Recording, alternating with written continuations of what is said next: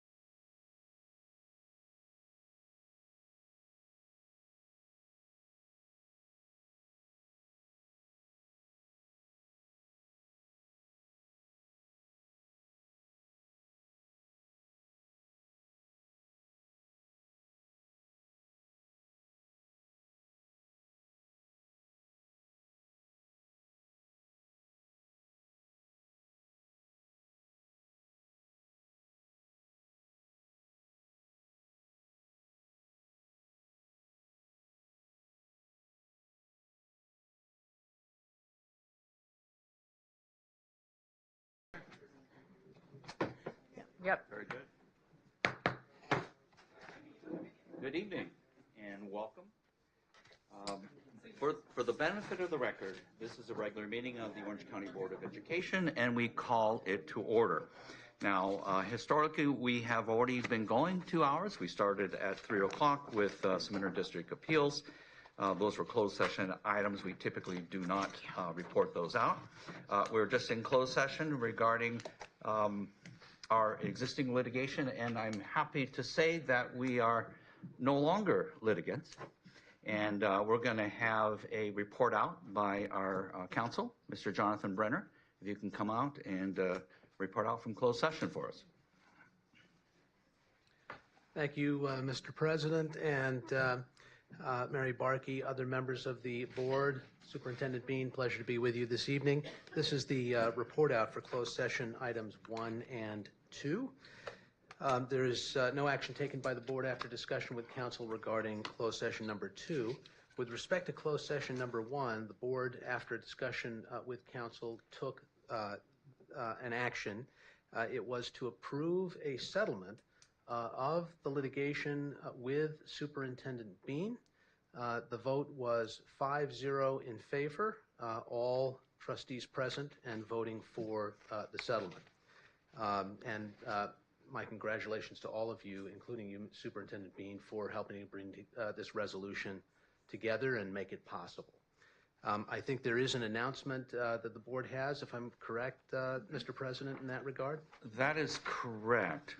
There is a news release, and I'm going to read that into the record, but I'm going to take the privilege to hold off on that because we have quite a jam-packed meeting, and I want to get people out on a good timely basis. Very good. Can I just interject one thing, Mr. Brenner? Because you mentioned it was litigation against Superintendent Bean. I think for the public to understand, this was litigation that the board undertook against Dr. Bean's predecessor, Alma Harris, and Dr. Bean just stepped into that role as the successor. I just think it's important that everybody understand that. That's absolutely correct, Trustee Valdez, and thank you for making that clear. I'd also make it clear that efforts were made to resolve the matter prior to Dr. Bean taking the superintendent's chair, which were unsuccessful, and those efforts became successful with Dr. Bean there. If I could conclude the closed session report out then to note simply that the board also approved Epstein Becker Green's invoices numbered 118-6937, 118-6938, 119-0322, and 119-0323. The vote there was 4-0 to approve by all trustees present. Trustee Barkey was not present in closed session for that vote. I was, wasn't I? Oh. I wish you were there, but you weren't. Oh. That'll conclude the report out for closed sessions 1 and 2. Thank you. Oh, I Yeah. Oh, very good. Could I just reopen closed session number 2 for a second? There was it was far more mundane matter, but I just wanted to amend what Mr. Brenner said about closed session item number 2. The board did provide direction to council on a matter of potential litigation and also approved some invoices of Nielsen Merksimer. Invoice number 285923, repeating 285923, and invoice number 280689. This was a vote of 4-0, all trustees present. Trustee Williams arrived at closed session at 4:16 p.m. So, thank you. Thank you. We have a great meeting ahead of us here. We have the good Board of Supervisors, Don Wagner. Where is Supervisor Wagner? There you are, Don. We're going to have you up real quick because I promised you I'd get you out because you have some family obligations here. But before we do that, on a personal note, we're going to have a moment of silence for a unique and unfortunate event that happened recently. And this is a moment of silence for the Bibas family. And if we have the picture, this is the Bibas family. On October 7th, 2003, Palestinian militants killed many innocent Israeli citizens and kidnapped the Bibas family from their home at the near Otzubitz in southern Israel. This family had represented the hostage situation, and they were hotly and seriously looked at as the epitome of what happened here. The family had multiple citizenship from Argentina, Germany, and included the father, Yarden, his wife, Sherry, and their two sons, Ariel and Kiefer, as we can see them here in this wonderful family photograph. All four family members were held hostage in the Gaza Strip. Yarden was abducted separately from his wife and children, held by Hamas, while Sherry and her children were reportedly held by another militant group, the Mujahideen Brigades. In late 2023, and what later was proven to be wrong, Hamas announced that Sherry and her children had been killed by an Israeli bombardment of Gaza. This last 2 Fridays ago, on February 21st, was a day that I will never forget. As I got to work, I was in my computer and I saw what had happened with the bodies of 3 individuals, what was thought was to be Sherry, and of course the 2 sons, Ariel and Kiefer. They were finally released to the Israeli government. What was sad about this, in which personally I shared a lot of tears with my dear friend Karen Jaff, was forensic evidence revealed that it was not a bomb, but it was an evil act of the hostage takers killing these 2 children. And let's not forget the mother that they thought was the mother, which was somebody else, was delivered to the Israeli government. But forensic evidence revealed that these 2 beautiful children were killed by their captors and that their corpses were mutilated. The Bibas family, and especially Ariel and Kiefer, came to be regarded as symbols of the Gaza war hostage crisis. The Bibas family abduction represented the darkest actions of humanity, as well as the evil and darkness of the October 7th massacre by Hamas terrorists.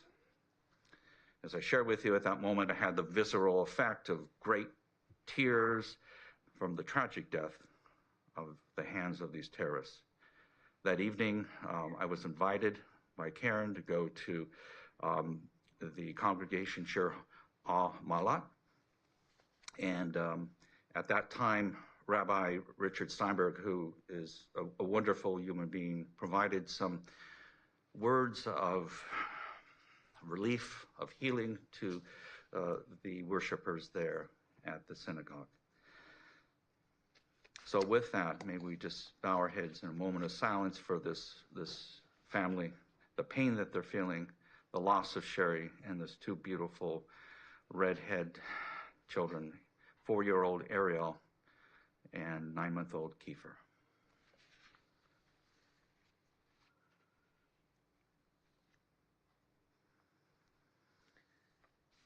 Thank you. And with that, we're going to go on to our meeting. Don, give me 5 minutes. We're going to have the invocation, and I'm going to have my good vice president introduce our pastor, who's going to give us the invocation. So I'd like to introduce Pastor Joe Pettick. He's the senior pastor of Calvary Chapel of the Harbor. He is here tonight with his beautiful wife, Kathleen. They are both beautiful people inside and out. They are a huge part of our community in Orange County, specifically in Huntington Beach. That's in my district. Whenever I'm in my district for anything, for any reason, I happen to run into them. But he's an incredible pastor. They also run a homeschool there. It is called, it's a classical Christian homeschool program, Harbor Cove Prep. And it's a homeschool support ministry, and it's such an honor to have you here tonight to do our invocation. So thank you for taking time out of your busy lives to be here. Yes, please. Yeah, thank you, Mary. Thank you, Mr. Bean, and all of what you guys do. We so appreciate you guys. We know this is a big undertaking, what you guys do, and it's a lot of time away from your families and all. But we constantly, my wife and I and our congregation, we lift you up in our prayers, and we just want to just say publicly, thank you guys for all that you do. We really appreciate you guys. Thank you. So let's pray. Lord, we do lift up the Bibas family to you. And Lord, I know, Lord, we're heart-wrenched. Lord, we're hurting for this family, for these friends, Lord. So Lord, we lift up, Lord, Israel and we lift up the mourning that's going on throughout that country. And Lord, we know that you are the God of all comfort, so we ask, Lord, that you would comfort this family, you would comfort the country, that you would comfort, Lord, all those, Lord, that are hurting right now, including here in America. So many are hurting. Oh, Lord God, you are the God of all comfort, so we lift them up to you. So, Lord, also, we think of the Psalm 121. And, Lord, as the psalmist said, I lift up my eyes to the hills, from whence comes my help. And, Lord, the psalmist said, my help comes from the Lord who made heaven and earth. So we look to you, Lord. We lift up our eyes to you. We lift up this meeting to you. We thank you for these men and women here on this board. We thank you, God, for all that they do, their sacrifice. We thank you for all the time that they take, Lord, to better education, Lord. And we thank you, Lord God, as they pour in. Lord, may you pour into them. As they pour out, may you pour into them. We ask that you would use this time, Lord, that you would give wisdom from above. Lord, according to your word, you said every good and perfect gift comes down from you, the Father of lights. Lord, we ask that you would give each one of them the gift of wisdom and understanding, Lord. We thank you, Lord, that you've already given them great wisdom, but Lord, tonight, the decisions that are made, we pray that there would be wisdom from above, Lord God, that you would give them that wonderful wisdom that they need here tonight. Bless this time. Bless this meeting, Lord God. Lord, as King David said, that as he talks about the heavens declare the glory of God, Lord, we thank you, Lord, that King David was a man after your heart. Oh, Lord, we trust that every person here, Lord, on this board, there are men and women after your heart. So we pray that you would bless that, Lord God, and that wisdom, again, would come from above. Lord, you said that you will do, if we look to you, far more, exceedingly, abundantly above all we can ask or think of, beyond anything we can imagine if we look to you. Because, Lord, you're the God of all wisdom. So we look to you. We ask that you would do here tonight far more, exceedingly, abundantly above all we can ask or think of. Bless this board. Bless this time. Bless each person that comes up here to speak. And may you govern over this time. Thank you, Lord, for all that you're doing here. Thank you, Lord God, for each individual that's here, Lord, spending time here, taking this time right now. May this room be filled with your presence, and may you bless tonight, we pray, in Jesus' name. And all God's people said, Amen. Amen. Thank you, guys. God bless you. Thank you so much. Appreciate it. Thank you, Pastor. And then we have the Pledge of Allegiance by And a very now- special person. Now it is my honor to invite my son, Sam Barkey, up to do the Pledge of Allegiance. It is his first meeting because he lives in Indiana, so he's not close by, but he is in town tonight. Please stand and face the flag. I pledge allegiance to the flag of the United States of America and to the republic for which it stands, one nation, under God, indivisible, with liberty and justice for all. Thank you, Sam. Thank you, Pastor. Okay, moving on. So we're just so the audience knows, we're going to have a bifurcation in our meeting here where we're taking up a part of item number 19, which is a discussion of the Board of Supervisors County Investment Policy. And we have a very special guest directing information from the county to the County Department of Education as well as our board here. So we will have public comments after that. So Don, if you want to come up. Up here, sir.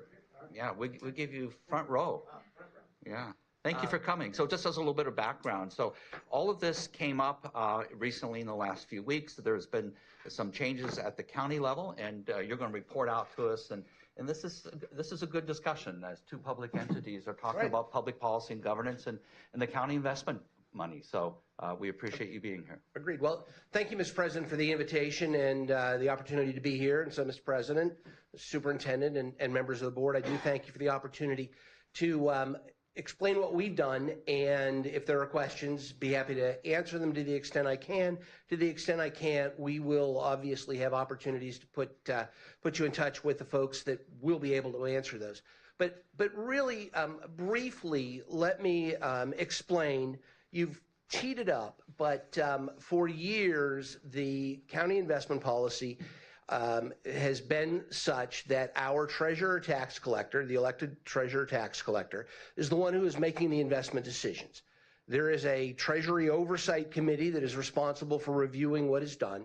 But, and she doesn't make the decisions herself. There is a stable of investment professionals who are responsible for the day-to-day management of the funds. And it is about $17 billion, of which this agency may be the largest and certainly very close to the largest, which is why it's appropriate for you to ask now, okay, what's going on? The board recently made a change in who will be directing those investments.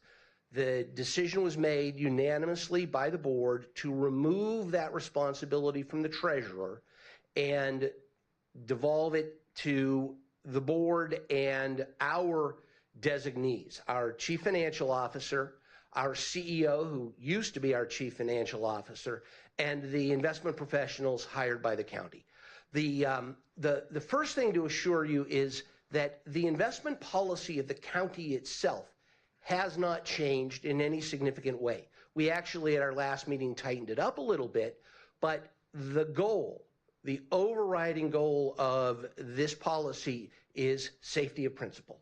Your money is protected.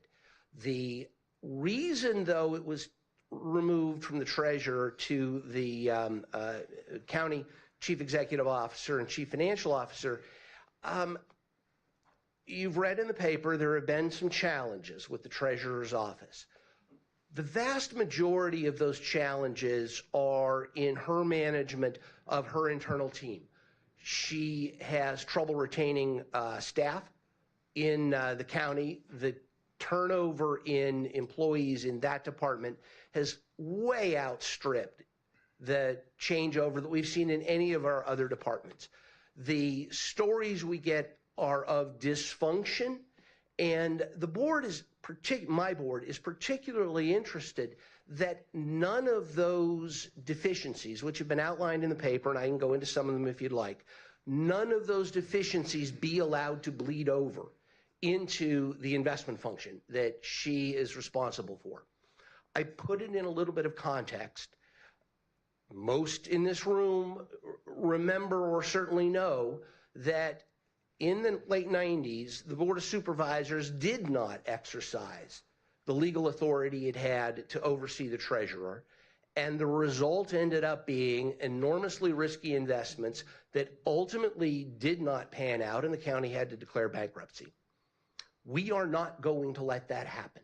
This current board, seeing challenges in that office, decided, because ultimately state legislation gives the final authority to the Board of Supervisors, we determined we are not going to go down that path or even run the risk of going down that path again. We were going to pull back some of that investment authority, some of the authority the treasurer has, and take it away from where there have been challenges. Some of those challenges, as I mentioned, are really HR related. Some of them, however, do get to the nub of the treasurer's responsibilities. A couple of examples that frankly disturbed me.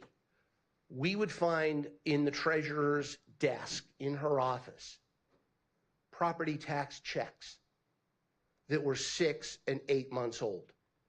Think about that. One of our citizens, a constituent of one of yours, certainly, writes a check to pay his or her property taxes, and it sits in a desk drawer. There were grant checks out to departments and recipients of grant monies. Didn't get distributed. The treasurer, in what she thought was her defense, said, well, that didn't happen very often in the press. Once is too much. All right, we looked at that and said, we want no questions about who is overseeing that $17 billion investment pool. We are going to pull it back from the treasurer, and we are going to exercise that due diligence in a different way with our budget professionals. We were seeing reports. The CAFR, for example, isn't getting timely done by the treasurer and passed on to the auditor controller. Those deficiencies can't be allowed to bleed over into who is managing your money. And so unlike in the 90s, when the board let the treasurer go, this board has said, wait a minute. We do have some challenges here, and to the extent we can, she is separately elected, so there's a lot we can't do, but to the extent we can, we are going to get professional eyes we trust, eyes that are not being pulled in different directions by various HR issues.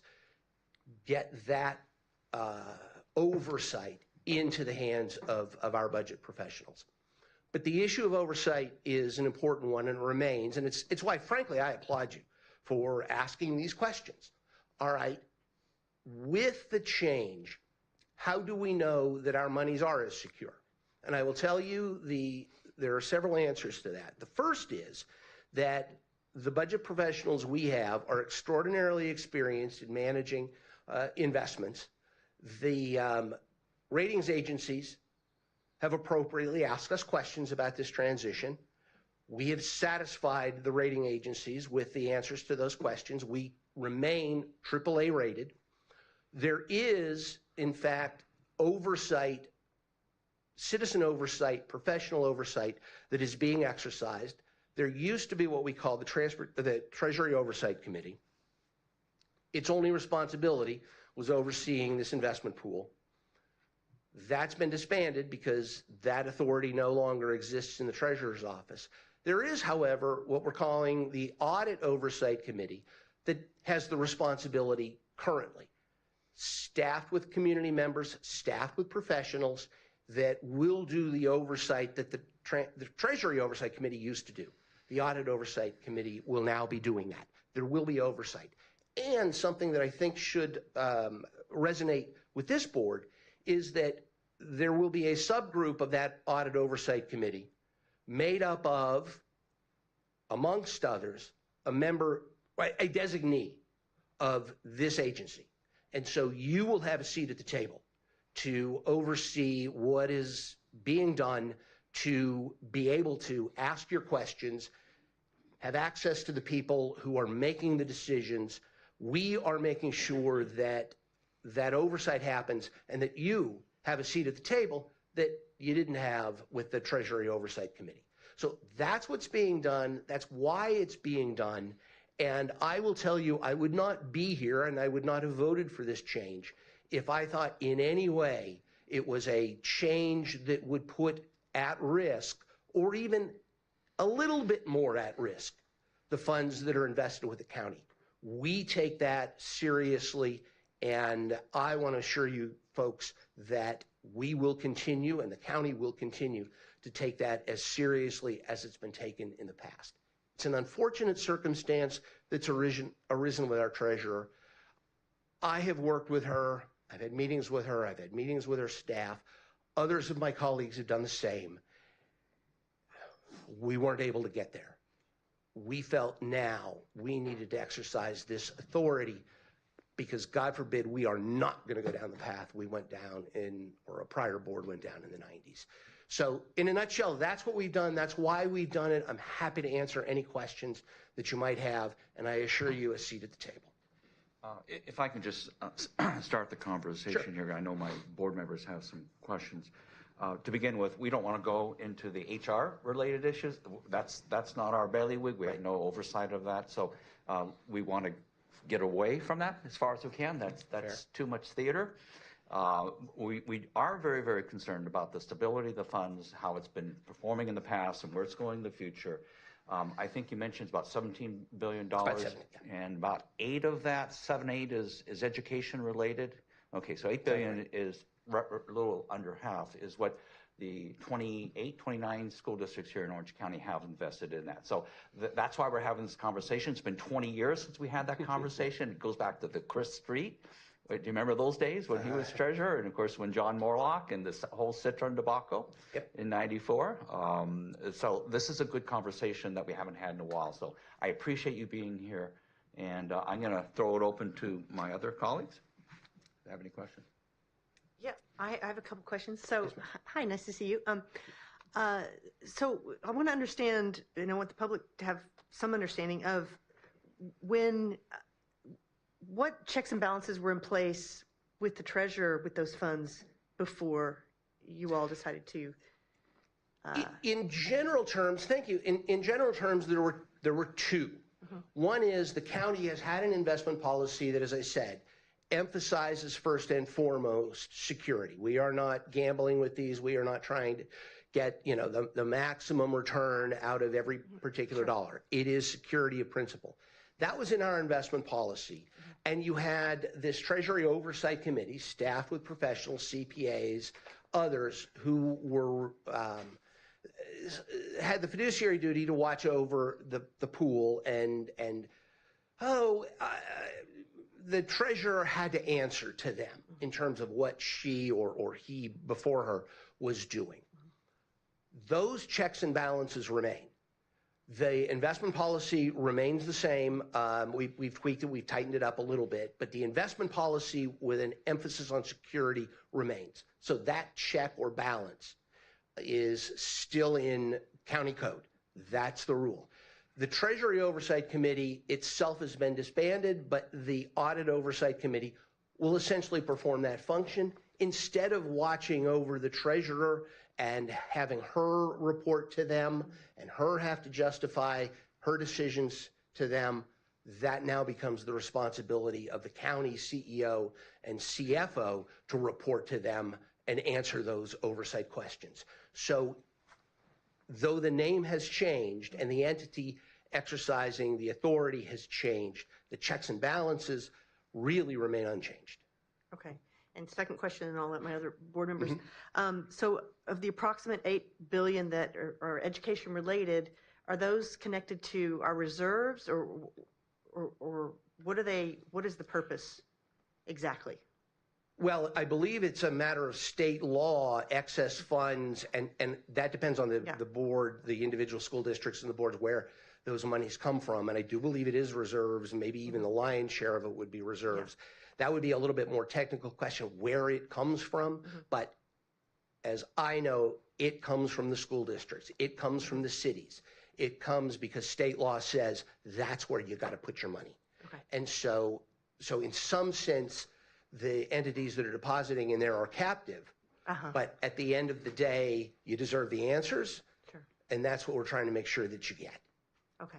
And John, just by the way, my board members will be asking questions, but as we bifurcated this agenda item, we're going to have a formal report from Mr. Dean West. We're going to have more questions, and there'll be a public comments before that item. So just so you know what we're doing. So I will make sure I check them out. Thank you. Mr. Chairman, good evening, and thank you for being here. It's always nice to see you. These are funds from the school district. So we always kind of say, well, there's 28 school districts. We call ourselves the 29th. So there's 29 school districts with about $8 billion in the fund, more or less. I just kind of did some basic math. That's about 207. If each district had the same amount, that would be 275 million. These are funds that they could theoretically draw on if there was some type of an emergency. That's the purpose of the fund. Can I maybe clarify for you? Thank you. Thank you. These are funds for all operating funds for all school districts and community colleges. And so these are not just reserves. These are their operating funds because we're required to put the money in the county treasurer. So it's not excess funds. Okay. Okay. And it's not just the 28 school districts. It's also the 4 community colleges. Okay. So the money comes from the state and through the county treasurer, and that's where the money goes for all the functions of the school. Okay. And so they're not just excess funds. Okay. Thank you. Okay, that clarifies it. It's not just reserve, and I didn't think it was just reserves. Yeah.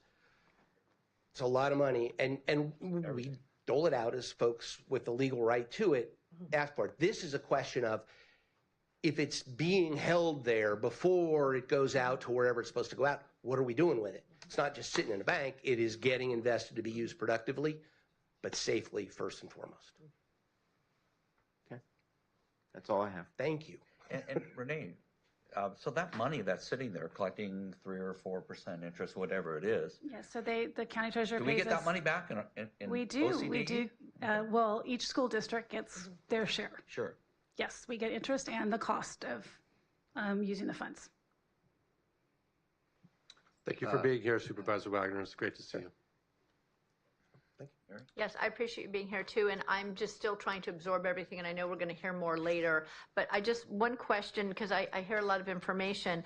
It's my understanding that some entities have pulled their dollars out.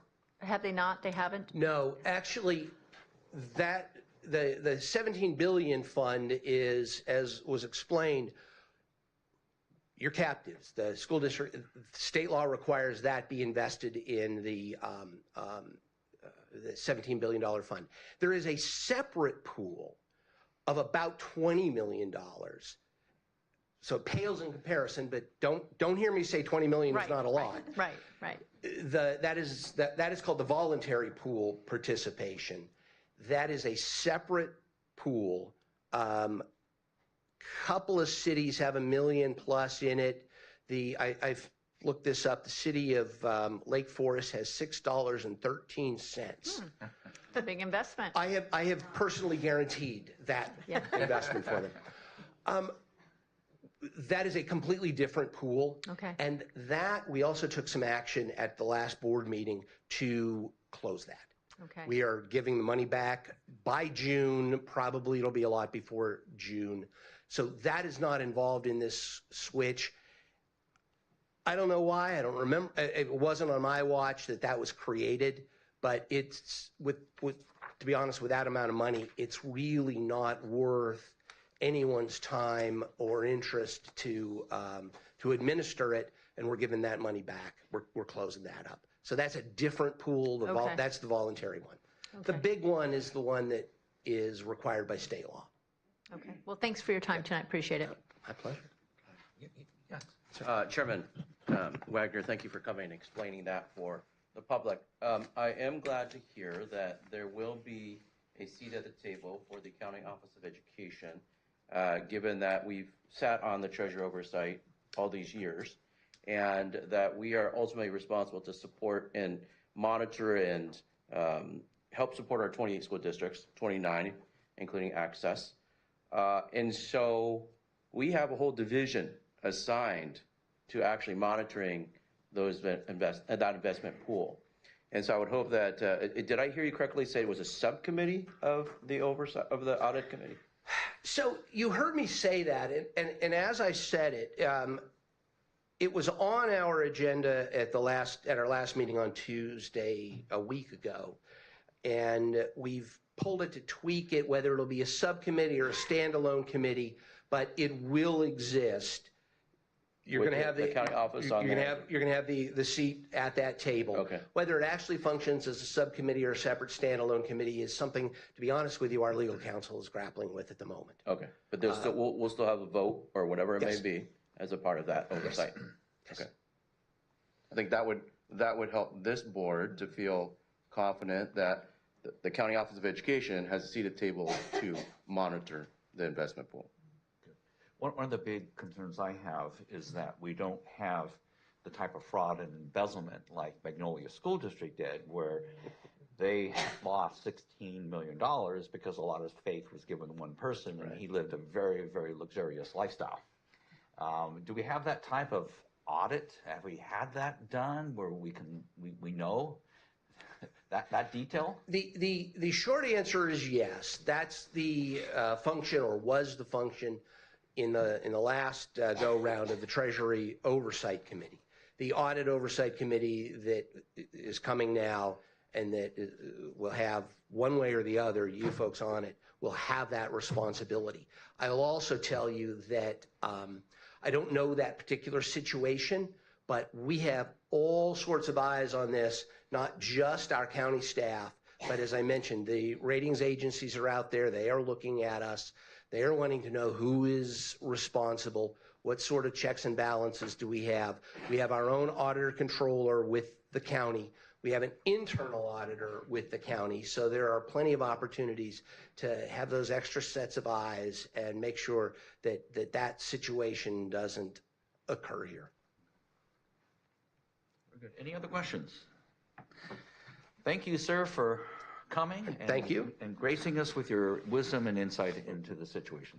And we will be talking as we move forward. Thank you all very much. Very good. Appreciate it. Thank you, Don.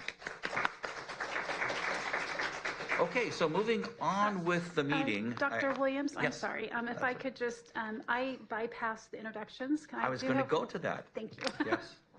So we do have one introduction today, and so we have Kelly Delaney, if she can stand up. She is a student from Loyola Marymount University, and she is visiting us today to look at the class, and this is for her U.S. politics course. Welcome. Thank you. So it's for politics, so that means we better be in our best behavior tonight, huh? Okay, so we'll demonstrate lots of decorum. Okay, is that it for introductions, Renee? Very good. Okay, so moving on with the meeting, we're going on to public comments. So let me kind of break this off. Mary is going to announce who will be up, and then on second base. And the public comments, generally, you can say anything you want to us. It doesn't have to be an agendaized item. Like, for instance, we just kind of bifurcated agenda item 19. If you want to speak right before we get to that, you can do public comments at that time, too. So, Mary, I'll hand it over to you. Okay, other than ones that we have set aside for specific items, we just have 2 general comments. The first one is Ariana Mendoza, followed by Karen Jaffe. Hello, good afternoon. My name is Ariana Mendoza. I am a student at Learn for Life Anaheim Innovation High School. As a student council member, I'm honored to share how Learn for Life transformed my life.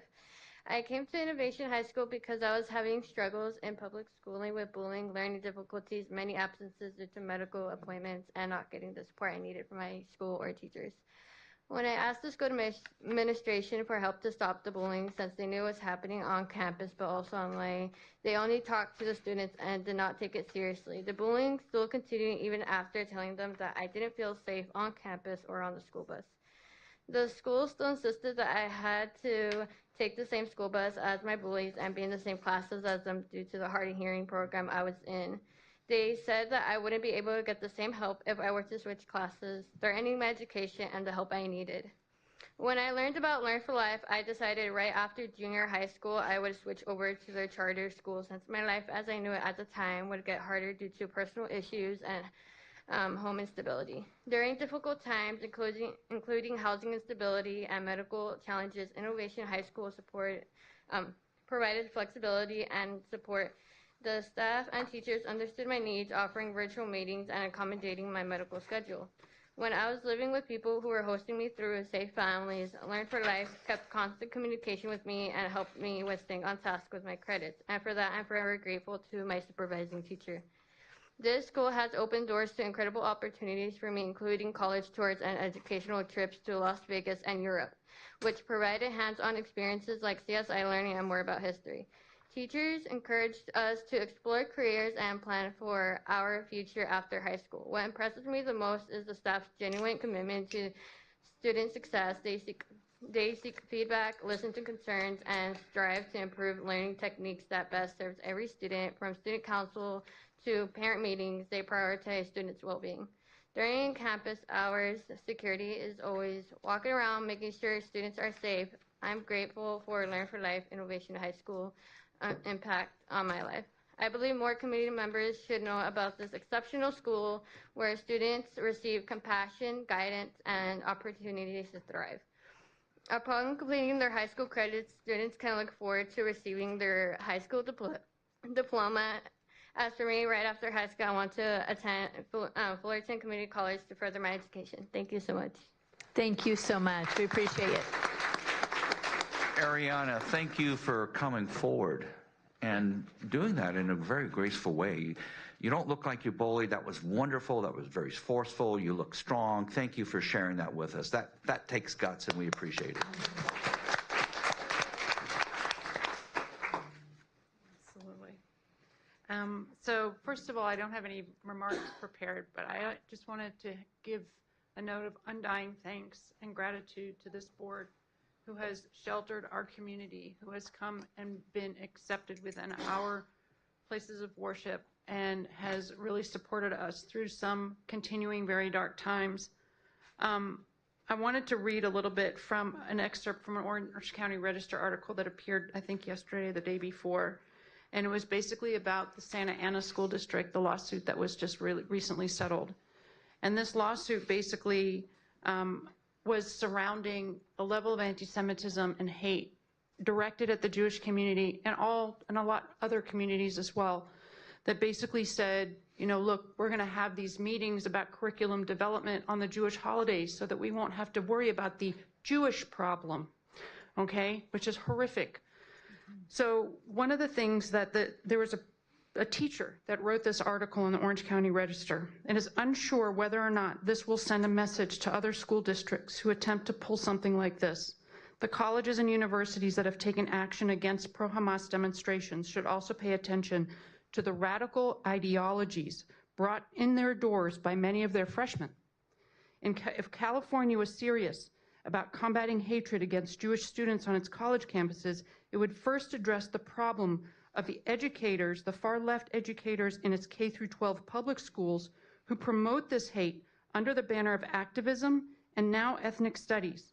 The state has gradually lowered standards for decades and has replaced them with radical activist causes, among which being pro-Hamas and anti-Israel is apparently on the list. Why I wanted to read this is because this board gets this, and they're doing something about it.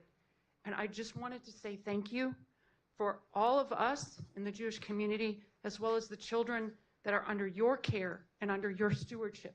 They owe you a debt of gratitude. So thank you very much. Thank you for your kind words. Appreciate it. Thank you, Karen. And we have one more. Can I see it? Oh, yeah, yes, go ahead. We do have one more? Okay. Yes, we do have one more. Okay. But go ahead. Just real quick, I want to thank you, Karen, for your leadership, your courage to go out and talk about these difficult issues. This board supports the Jewish community. Me, I identify as a Christian Zionist, and I will always support the state of Israel and your right for freedom, liberty, and to pursue your faith. So we stand behind you, and thank you again for crying with me the other day. That was just wonderful. Yes, thank you. And our next speaker is Sherry Friedenrich, is that right? Friedenrich. Friedenrich, sorry, I was close. Good evening, Honorable Chair Williams and members of the Orange County Board of Education. I'm Sherry Friedenrich, and I'm speaking in my official capacity as the Treasurer Tax Collector, who by law is the banker for OCDE and the school districts. OCED and the school districts are all required to deposit all public funds with the treasurer in the county treasury, and this I thought it would be a good opportunity to provide you some information on how we're carrying out our official duties. First, I do want to thank each one of you for all of your service to the public. From myself, a fellow humble public servant, the significant impact that you have every day for students here in Orange County. I have also been privileged to serve the taxpayers here in Orange County as their trusted treasurer tax collector for the past 14 years and ran unopposed in all but my first election.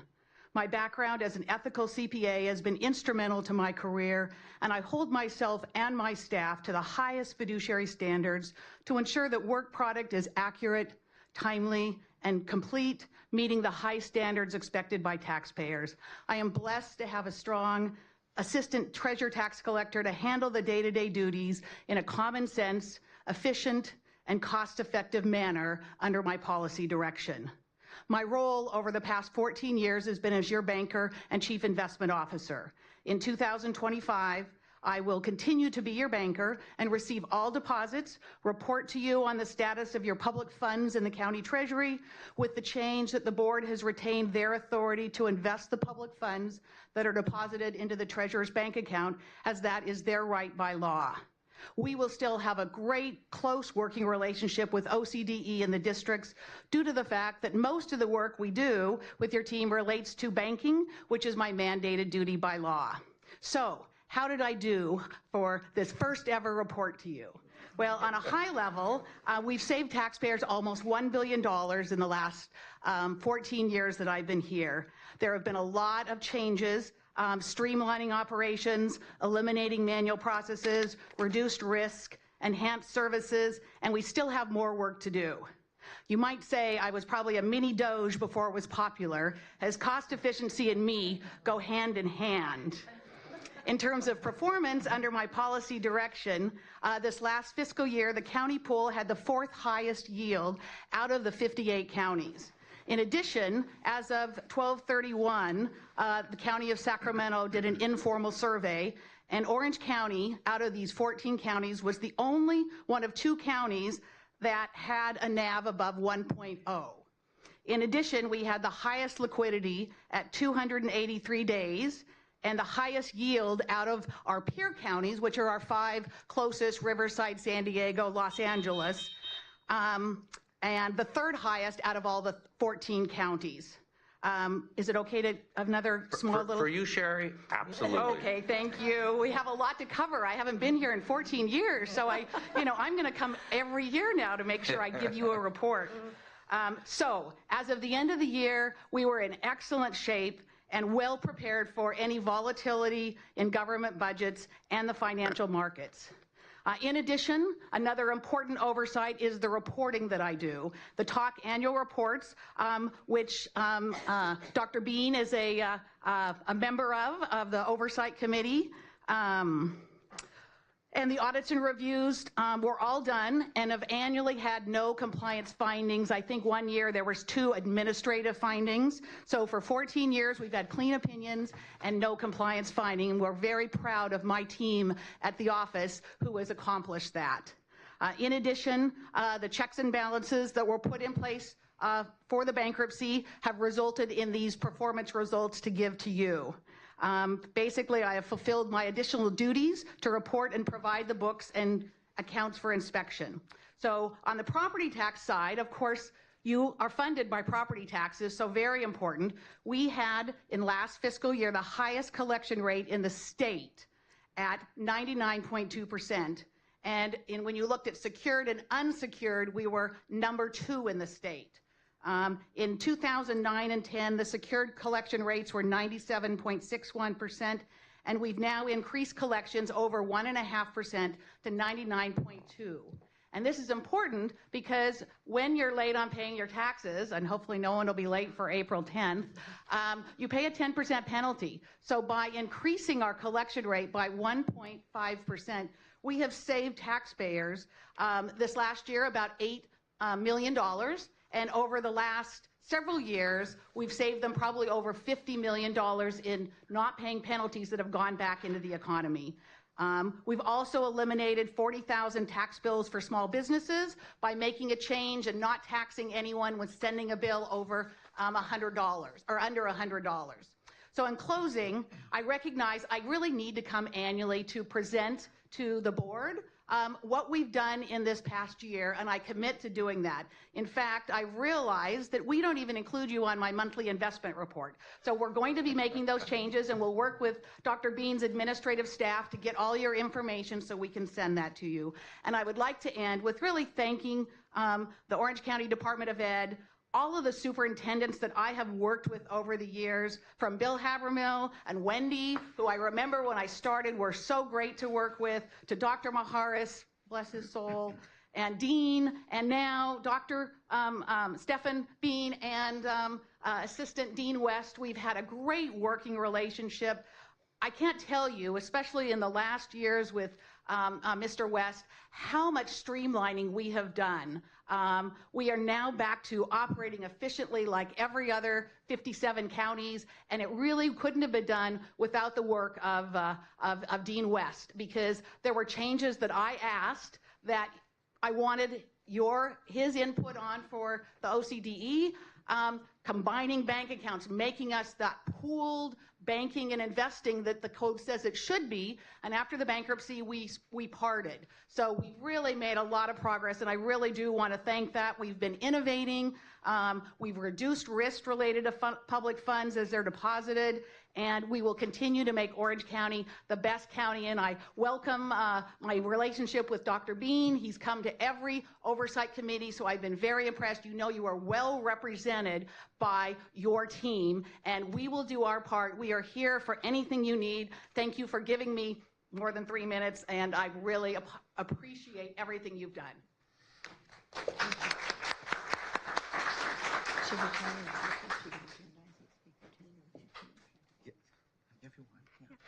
Sherry, we do want to thank you for coming, and just for the future, when you want to come and not be time constrained to public comment, just let us know like a month out or a few weeks out. We'll get you on the agenda, and we can give you 10 or 15 minutes or whatever would work well.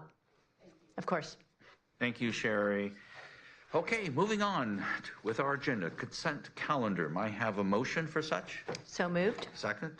Second. Second by Sparks. This is not a discussion item. Therefore, all those in favor say aye. Aye. Wonderful. Items 3, 4, 5, and 6 passed by unanimous vote 5-0. Moving on to item number 7. Renee, charter submissions. We do have one charter submission today, so you have some binders to take with you right there. So this is from the Compass Charter School and is on appeal from Santa Ana School District. So they submitted on February 25th. Their public hearing will be on April 2nd and board action on June 4th. Very good, thank you. Okay, moving on to number 8. This is what we've been waiting for. Thank you for being a part of this. The Tustin International Charter School, this is your opportunity. I'm going to ask Araceli to come up and lead us in the discussion. Thank you, Araceli. Good evening, President Williams, trustees, and Superintendent Bean. Today, the board will hold a hearing to consider public input regarding the charter petition appeal submitted by Tustin International Charter School on January 8th after denial by the Tustin Unified School District Board Governing Board. This charter school proposes to operate a classroom-based program serving students in transitional kindergarten through grade 5 for an initial charter term from 2025 to 2030. Before public comments, Tustin International Charter School representatives are allotted 15 minutes to address the board.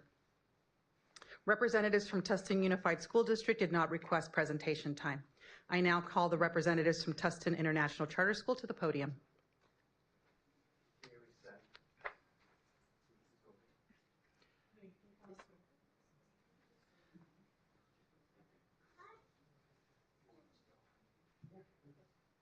Very good. You may come up here, sir. Oh, okay. Very good. So whoever's going to lead this, please go ahead, step up and begin. We are all ears. Okay, dear President Williams, esteemed board members of Orange County Board of Education, Superintendent Dr. Bean, community leaders, educators, parents, and supporters of innovative education.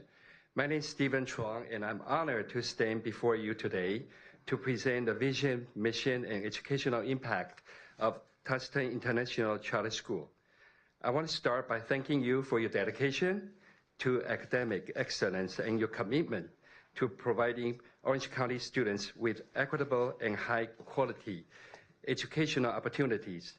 We are here today because we share a common goal, ensuring our parents have more choices. All children receive the best education possible to prepare them for a rapidly changing world. Today, I want to share with you not just what our school will do, but why it matters, why a Mandarin English immersion program is crucial educational model for the future, how it aligns with the board commitment to academic excellence, innovation, and preparing global citizens. As we look towards the future, we must ask, what skills will our children need to succeed in an increasingly interconnected world? How do we ensure our students are not just academically prepared, but globally competitive? The answer lies in bilingual education, culturally literacy, and 21st century skills. Today, Mandarin is spoken by over 1.1 billion people all over the world. China is one of the largest global economies and a key partner in trade, technology, and innovation. And I do believe most people are aware of the innovation of DeepSeek and AI, all this competition between the United States.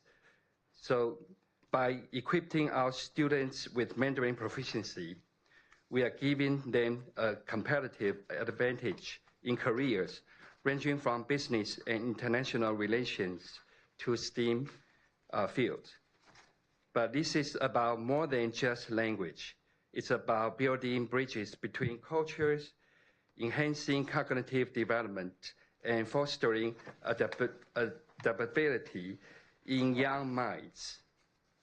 Research consistently shows that bilingual individuals have stronger problem-solving skills, enhanced memory, and greater creativity. At Tustin International Charter School, we are not just teaching a language. We are cultivating future leaders who can think critically, communicate effectively, and navigate diverse environments with confidence. Next slide, please. Oh, here. Thank you. So our vision and mission at Tustin International Charter School, we are dedicated to cultivating global citizens through bilingual education, offering a rigorous English Mandarin immersion program that strengthens language skills, critical thinking, and cultural awareness, developing future leaders who are equipped to succeed in a global economy.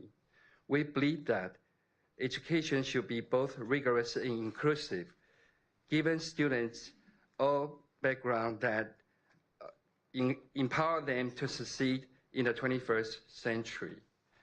And our vision is fully aligned with the Orange County Board of Education's goals, which are commitment to academic excellence and innovation, equitable educational opportunities for all students, strong parental and community engagement, and preparation for global citizenship. This is why Tustin International Charter School exists. This is why we are so passionate about what we do. Next slide. Yes. And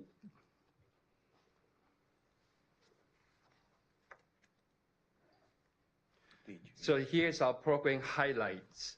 For our model, you'll be 50-50, which means students will then half day of the instructional time Mandarin and the other half in English. And then we also incorporate the STEAM-based curriculum. And all of our curriculum will be based on California Common Core standards, California State Common Core standards. And for our social emotional learning, we will adopt the PBIS strategies.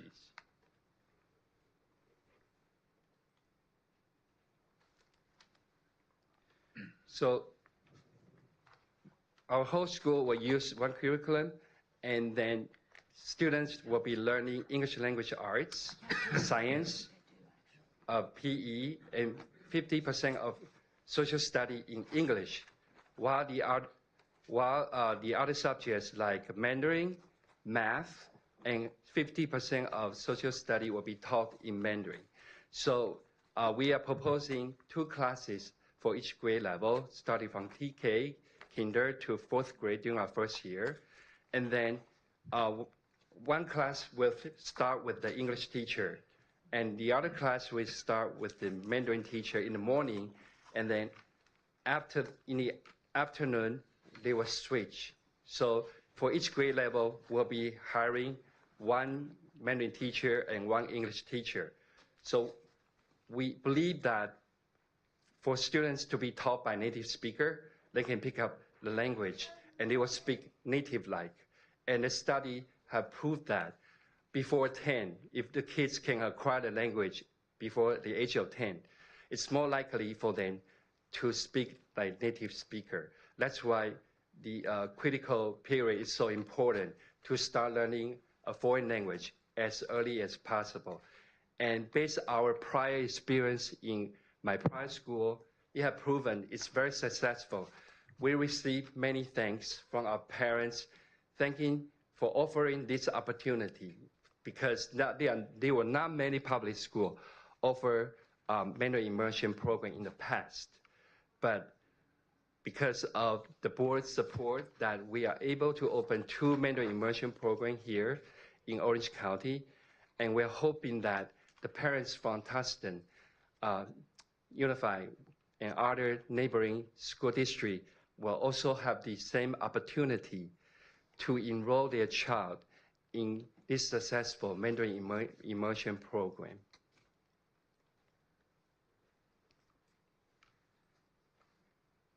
Here is what our schedule looks like. So students For kinder students, they will have 1,620 minutes per week. And for our first grade to fifth grade students, they will have 1,620 minutes per week. And I know that board members might have questions concerning, concern regarding if the family don't speak Mandarin or the family who don't speak English, then how are you going to support them? So this is what we did in our prior school. So in the morning, before the school started, we offer the morning help, starting from 7:30 to 8:15 every day. And we also offer after-school help from 2:45 to 3:15. So that's extra 30 minutes support for all these families who don't speak the language at home. And also, we will adopt the Mandarin curriculum. The name is called Mandarin Immersion, which offer the access to internet that the students can log in to learn by themselves. And if they don't know any words, Mandarin words, phrases, or the text, the computer will read it to them. So the parents, they don't have to worry about not being able to understand Mandarin and help their child at home. That's what we did in the past, and it was very successful. For our instructional strategies, we'll train our teachers to deliver small group instruction in every classroom, English and Mandarin. And we are partnering with the new teacher centers. They offer great PD to make sure our teacher are well equipped with the instructional strategies focusing on the small group instruction. With 5 or fewer children in a group, teachers can focus needed attention on individual students and make sure that each child has opportunity to participate. And small group instruction enables students to have access to high quality interaction with their teachers. This is what it looked like in our classroom. So we have different small groups, and the teacher will rotate the students. The student will learn how to rotate after 15 minutes. They have different small groups with different assignments, and each group will take turns to meet with their teachers. And the teacher can deliver the needed instruction to help students with different proficiency level, to help them to move up to next level. And this is the academic performance I had in my prior school at College Park. So our students perform above standards in English, language art, and math, and also for our EL learners. That's the progress they make, like over 60%. So based on board members' recommendation, we have applied all these funds, like Silicon School Fund, Charter School Growth Fund, and New Schools Venture Fund, to make sure that we have outside resources to support us once it got approved. And also this will be a great opportunity to offer the professional development for our teachers. This is my part. Thank you. Hi, thank you very much. Good evening, esteemed members of the Orange County Board of Education. My name is Josie Chu. I am the co-founder and co-owner of Marco Polo Children's School. It's a Chinese immersion preschool in Irvine near the border of Tustin. I'm here to address the needs and demands of Chinese immersion school in Orange County. So our school serves a dedicated community of over 100 families committed to establishing a lifelong pursuit of Chinese language for their children. Each year, we see students graduate from our program eager to continue their bilingual education, but their options for Chinese immersion elementary school in Orange County remain very limited. So currently, there are only a few private school options and 2 charter schools in Irvine, leaving many families struggle to secure a spot.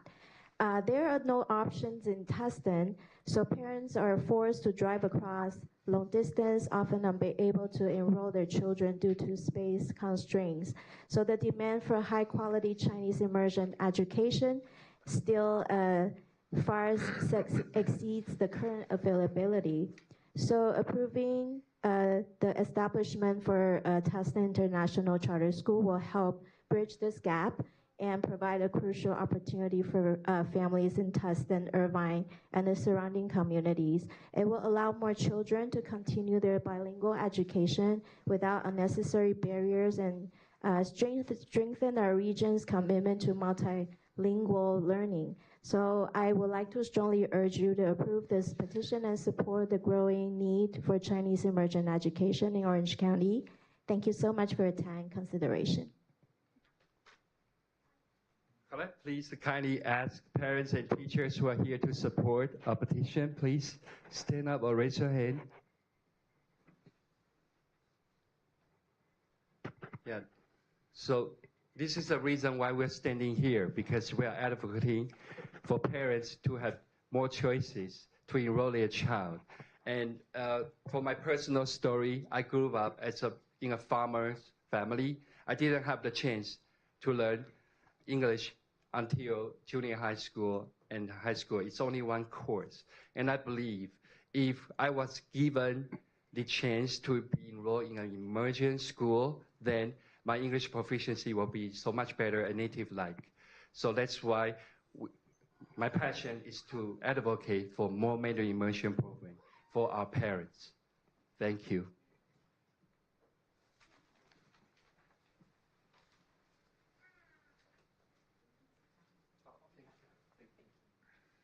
The hearing is now open for 15 minutes of public comments. Trustee Barkey, please call for the first speaker.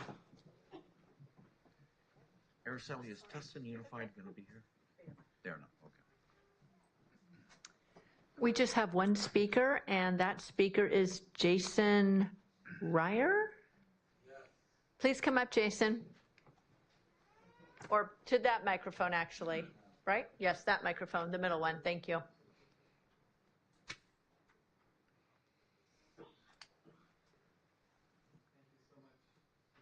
Is this on? It is now. Can you hear me? Yes. Okay, great. Okay. Thank you so much for giving me an opportunity to speak. Great job with my last name. It's a difficult one, so you nailed it. So kudos to you. I guess I want to start off with two key points. First off, Principal Chuang helped put up, he did touch on it, but he did help put up and manage and lead a Blue Ribbon charter school up in Northern California.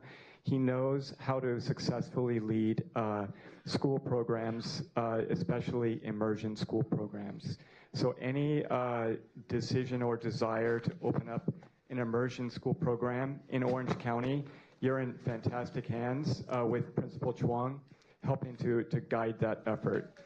My son was in an immersion charter school in Irvine under Principal Chuang, and I could tell you that my ex-wife is from Taiwan, and so we have a multiracial family. And we have tried so many different opportunities and avenues to help give our children an immersive bilingual education, and our efforts kind of fell short. You know, we went to after-school programs, we tried teaching Chinese at home, and it just didn't quite click. Like, they could speak basic, but they didn't really fully grasp and embrace the concept. So under Principal Chuang, and when he was in the program at IIA in Irvine, I saw tremendous growth and success and progress with his language ability and also with his desire to learn the language and essentially becoming a part of himself. So I want to just quickly pivot to a couple of things and really highlight, and I would really also appreciate, since there are apparently no other speakers on this topic, if you could extend my time a couple of minutes, I would be really appreciative of that.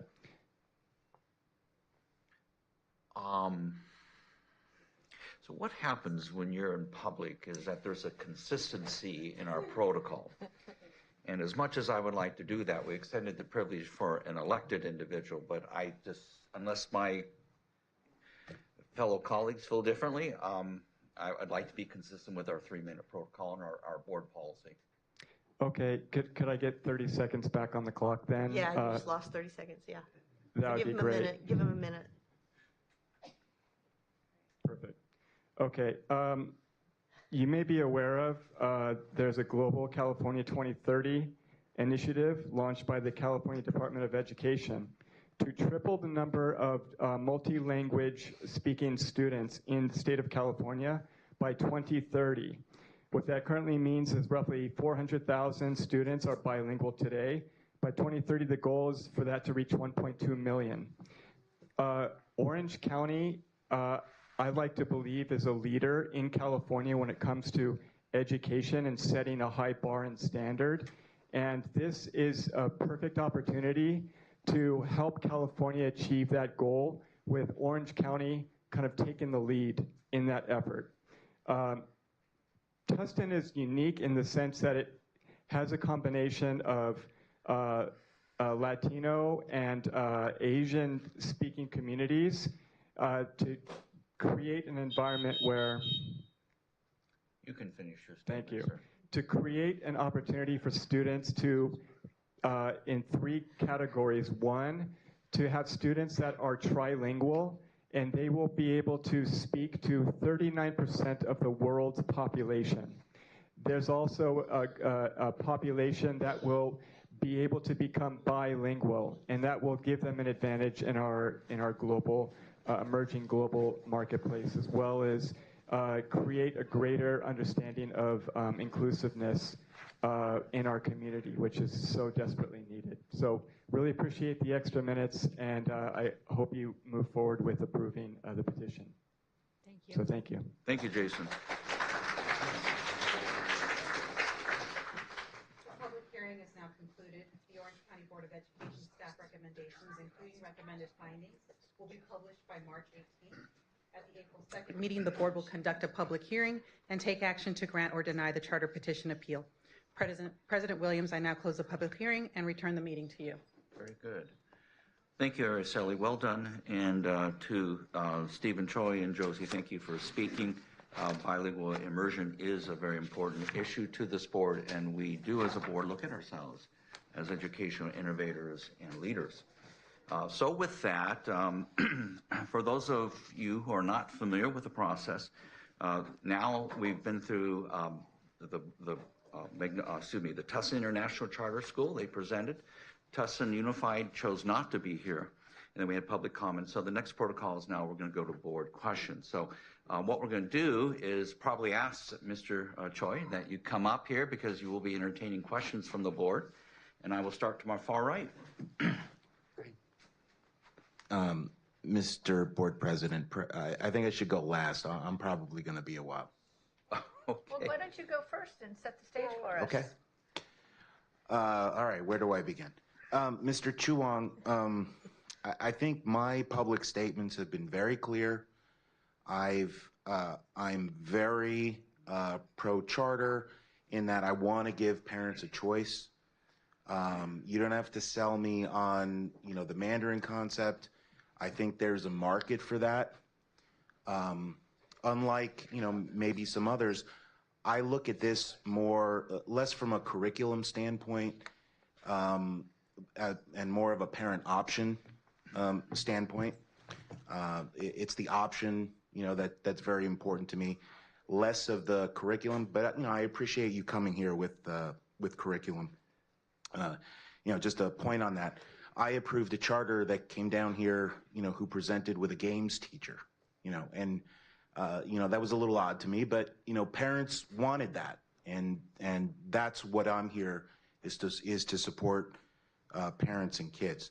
But I need to make sure that the options that we give parents and kids, particularly in Tustin, which is my hometown, Yes. are good options. So anytime I look at a charter that's essentially brand new, I look to the person who's going to lead the charter. And in this case, that's going to be you. And I look to see, what that person's record looks like. I look to see, the level of success that person has had in doing something like this. So, I think I mentioned this to you before, but I'm going to mention it to you again because you were here last year with a petition. I had personally, 2 people that I know who went to the Irvine International School when you were leading that school who were very unhappy. And they mentioned you in particular. And, one of the issues they said was there was this war between you and the principal at the time, or the ED at the time, who didn't speak Mandarin, and there was this ongoing conflict because that other the ED there didn't speak Mandarin, and there was a lot of strife, and people felt it, and it got reported to me. And these are people that I personally knew, personally my neighbors. So, that's an enormous concern to me because the person who leads the school is going to be the leader to, about 2,000 people are going to be answering to you. You're the head of the ship. And, I need to know that the head of the ship knows how to run the ship. So, that's concern number 1. Concern number 2 was, something that got reported to me by the staff here, which was that we do an annual inspection, and the Department of Ed does, and that you decided you didn't want to participate in the department's annual inspection and didn't, just told somebody else to handle it. That, again, is a concern to me if that, actually occurred, because you're the leader of the ship. This is your school. So, when another charter comes here, we have other charters, in this room with enormous, long, ridiculously good track records. It's very easy to say yes. I'm here to say yes, but I need to make sure that the yes I give is a good yes for parents and kids, in Orange County. I'm very on the fence on this one. I really am. This is not a yes for me, not an automatic yes for me. I'm very not inclined to vote for a 5-year renewal. If I do vote yes, it will be less than that. But, what say you about, the comments I'm making? Thank you for giving me the opportunity to clarify your concern. First of all, so the complaint about me and the executive director, that was not true, because at that time, as a school principal, my job is to make sure we follow all the guidelines provided by the state and also provided by the OCDE. That's why parents see all these complaints. I mean, I actually try to stop it, because you heard a complaint about the different concerns that occur at the school. As I explained to you last time, it has nothing to do with me, but at the same time, I was really trying to make sure the school will be successful. So I talked to his board member and told them this was not right and need to be corrected. So there was the conflict you heard from the parents. And for the second part, I believe it's a confusion. I'm actually the one who handled all the audition, and I believe OCDE team can prove that. I was the one who met all the team members from OCDE when they audit everything. I was there with my team to deal with that. So it's reversed. It's not true. That's not a fact. Okay. The last time that you petitioned, as I recall, CCSA took a neutral position on your charter. And that is also very important to me. They have decades of experience in running schools. They are they will support someone who may have an issue before it becomes a big issue. Do you have CCSA approval this time? Yes, based on your recommendation, we started working with CCSA when we look at the petition again, and I work along with Jennifer Realtor, and also based on Javier's recommendation. So, but because this year I believe they changed the policy that you won't be accepted as a new member until you are approved as a charter. But still, we went along to work along with CCSA with our petition. So does that mean that CCSA is not going to issue a letter of support? Javier, if you want to come up here. I know that wasn't in your plans, but you're on the hot seat. So as good evening, board members and Superintendent Bean. So as Stephen mentioned, we've been working with him, providing some feedback about the whole process.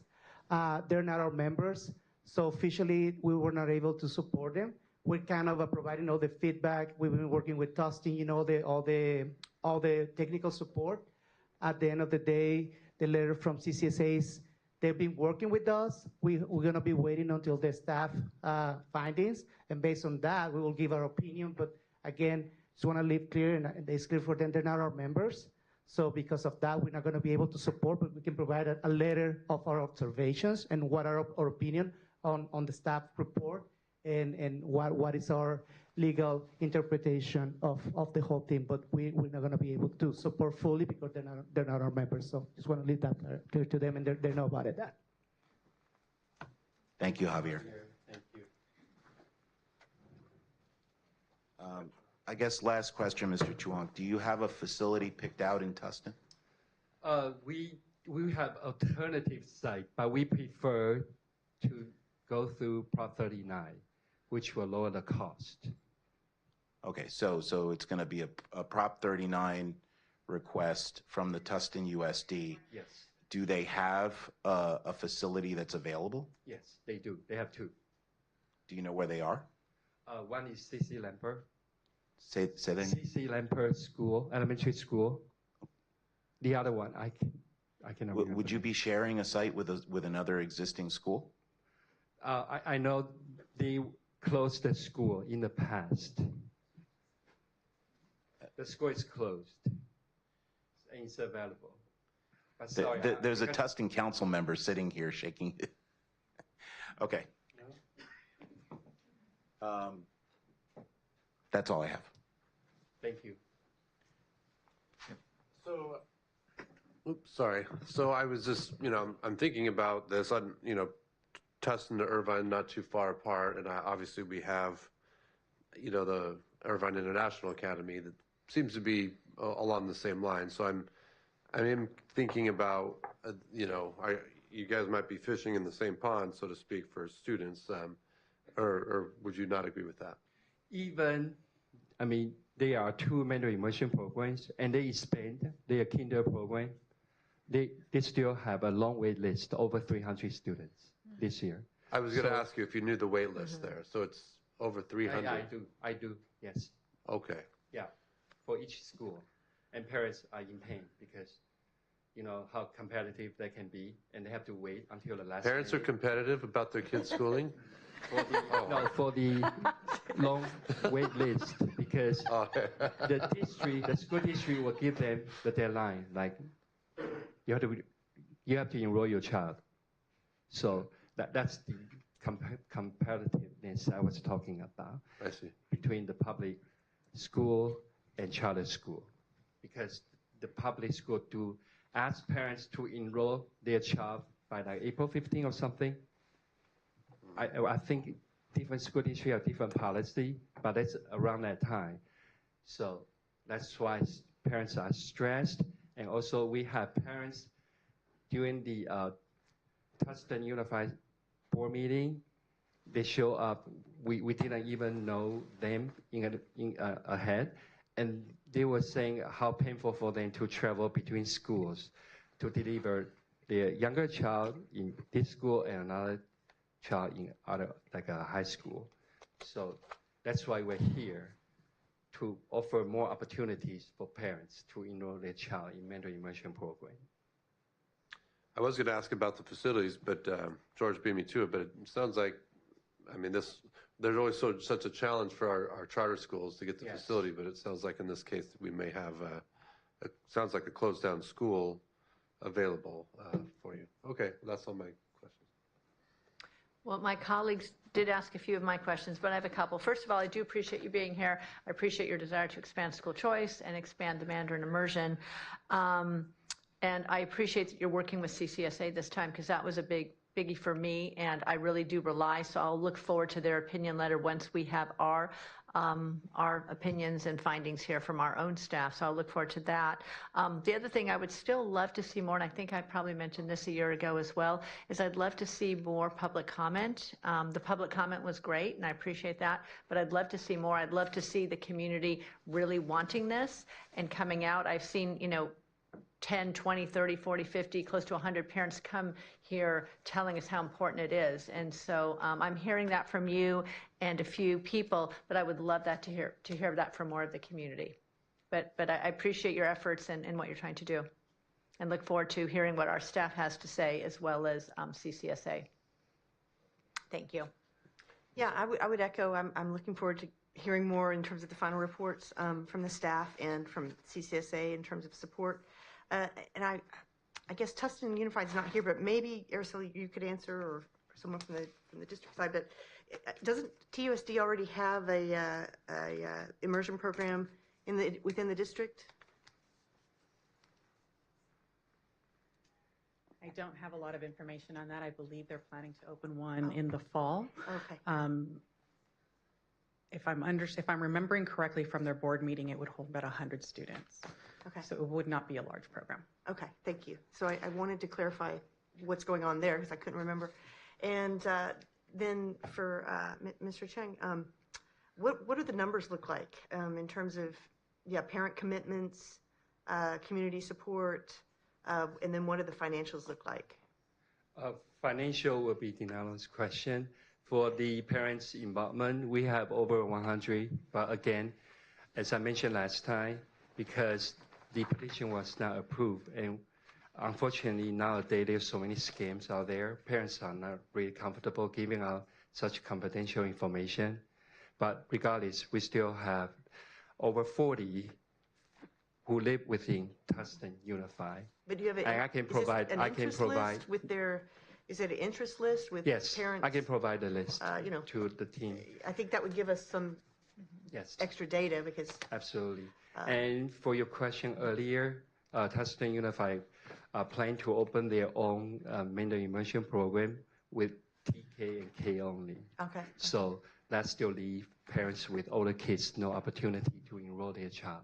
Okay. Yeah. And I'd like to hear from your financial folks about what's going on there, because if you don't have students, you don't have money. Absolutely true. Yeah. Students are our most valuable resource. And good evening, everyone. My name is Delano Jones. I am the business manager that's been working with Tustin International Charter. A little bit about myself. I also support two other charters within Orange County Department of Ed, Irvine International, which you all mentioned, and Suncoast Prep. I think I see a representative here today as well. In regards to the Tustin International Charter budget, I believe we have come up with a very conservative plan that will take us from year one to year two in slow growth and meticulous growth. We also have an option on the table, which is if we're not able to secure a facility within that first year, that we will not open until the second year. So that will give us time to not only secure more capital, and as Stephen mentioned, we do have currently now 3 sources on the table that will provide some working capital within that first year if we're not open. So that will help us when we get into that second year, when we open, to be well prepared and suited to be successful. And I believe the staff does have a copy of our budget that they can share with you as well if there are specifics you'd like to know. Okay. Yeah, just related to the first comment, to both of you, I think we'd all like to see some sort of more solid data on student interest, family interest, community interest. Absolutely. And I think I could say this just from my own personal experience with Irvine International, that that first year, the interest, there is a tremendous amount of interest in the Mandarin program in Orange County. And I think you will see more to come as a result of that. Thank you. Thank you. Okay, I get to finish off. Last but not least, we have a lot of experience with charter schools, and we know those charter schools that do well and those that don't. We approved a school a few years ago, Unity. It's on our agenda today. They failed. The leadership was there, the intent, the enthusiasm was there. There's just a few things and components that were missing. So leadership is key. And Mr. Choi, your leadership is in question. It's been brought up. We've had a bad experience at Irvine International. I'm concerned about that also. Having staff that works for you, I'm giving you some insight that I learned from our good superintendent. Leadership requires that you're a servant, that you have a servant heart, that you serve your staff, you serve the teachers, you serve the families, and no one can be dictating to them what to do, because you are a servant if you are the executive director and leader. So hopefully I'm not telling you anything new, but if you go to the next month and we approve you, there's going to be some high expectations. Because I told you about this, and it's not just me, it's more than one person on this board who's very concerned about your leadership ability. So leadership is key. Yes. Learn from Dr. Bean how to be a great leader. Follow him as your mentor. Absolutely. And when I work in the Bay Area, I'm sorry. Oh, no, go ahead. When I work in the Bay Area, parents are very strict too. There's no space for me to fail. Just to let you know. Okay. Yeah. Life. And I want to answer Dr. Becky's concern that I want our parents to speak up too, but somehow in our Asian culture, they don't want to talk in the public. They have that kind of chill, like to speak in front of the audience. Just to let you know, unfortunately, that's the Asian culture. Yeah, but my wife is Vietnamese, so I feel like I'm a part of the Asian culture. I'm there at Bolsa all the time eating some great yeah, Vietnamese but food. I will kindly ask them to email board if they cannot speak in the public, but at least they can email board members to show their support. Sure. The other issue and question that I want to bring up is your relationship to the California Charter School Association. I know that you can't be an official member until you're approved and so on. But having them alongside as your advocate, as you're going through the process, especially the first year holding your hands, they have enough experience that they can give you great advice. Yes. And you've been there in charter schools before, both of you. Mr. Jones, you're well respected. You've been around. We've seen you before. We love your charming face. You have a wonderful smile. You bring warmth to you. But that relationship with CCSA is so important. Yes. And they can get you through the rough times, because there are rough times in that first year. In fact, there's no guarantee that you're going to get through the first year. You have to have the families there. You have to have the students there, because without them, you don't have the funds. Now, which leads to the other issue here is funding. You mentioned on the handout that well, it's our handout. It's a PowerPoint presentation that you gave. You have the three potential sources: the Silicon Schools Fund, the Charter School Growth Fund, and the New Schools Venture Fund. Tell me a little bit about your insight, what you have going on, promises, anything like that that'll give us some security about your financial future. So the contingency is built on the approval. Without approval, they cannot give us the fund. For Silicon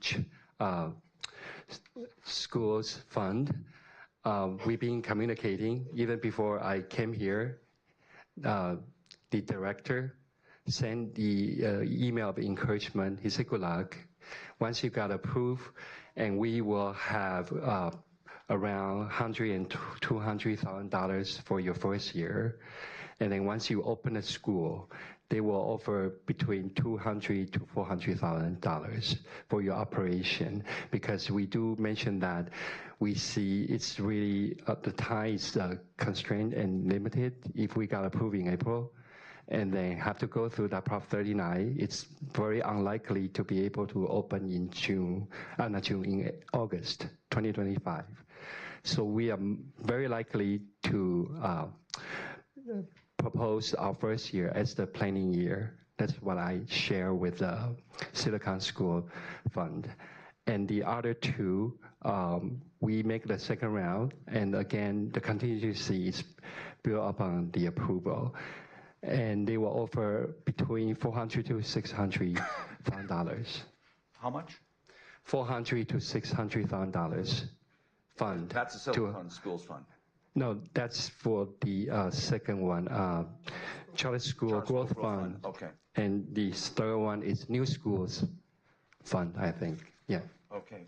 So this funding is absolutely critical for your Yes. success. And if you don't get these monies, it's going to be very hard to be successful. And I'm taking a very critical eye because of what happened with Unity. We thought they were in perfect situation, and unfortunately, there's a few parts of the puzzle for them that they couldn't connect and make, and that's why tonight we're taking action on them later. Okay, so you're involved in the process. You're talking to these people at the funders, and there's no guarantees, obviously, until you get an approval. Mr. Jones, Yes, sir. you having been in the finance part of the charter schools, what are the odds of these funds coming through if approval is given? They're very high. I think as Stephen mentioned, those three entities, they are in the business of supporting new startups. They're in the business of supporting education, alternative educations, such as charter schools. I'll digress just a little bit. We also will apply for the Public Charter Schools Grant Program, and that will allow us $600,000 over 5 years as well. Again, contingent upon getting an approved charter. The beauty of that is that we will get an additional $100,000 up front after approval, after we've received our chartering number from the state, if approved by this body.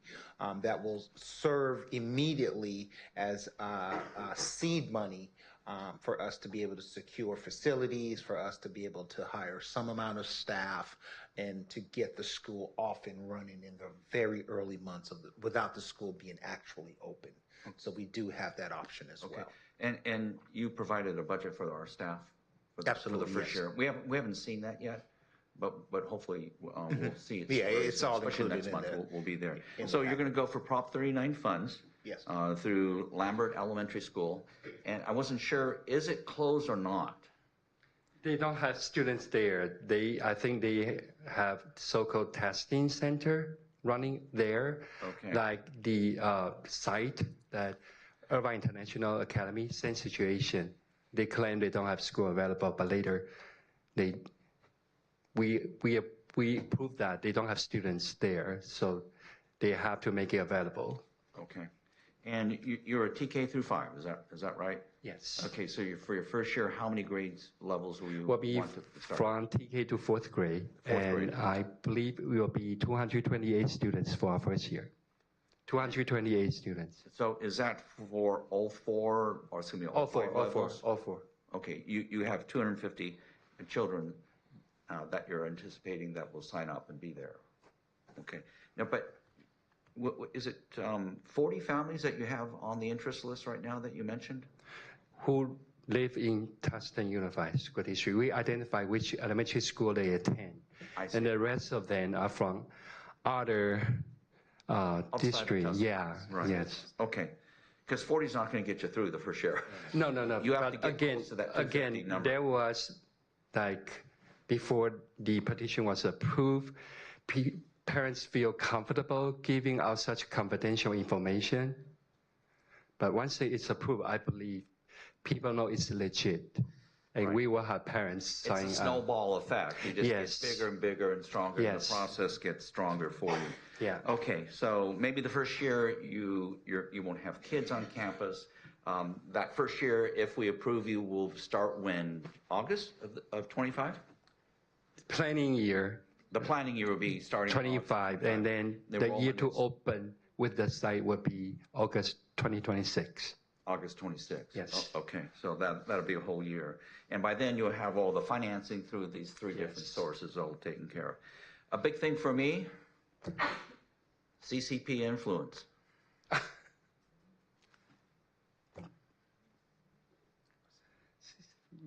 I'm sorry.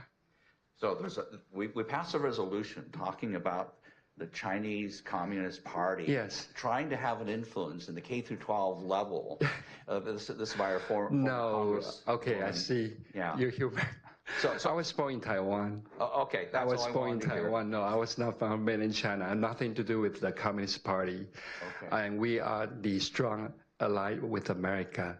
And see, President Trump just approved 1,000 billion investment building the most modern chips factory in Phoenix. That's from Taiwan. Okay. That's where I was born.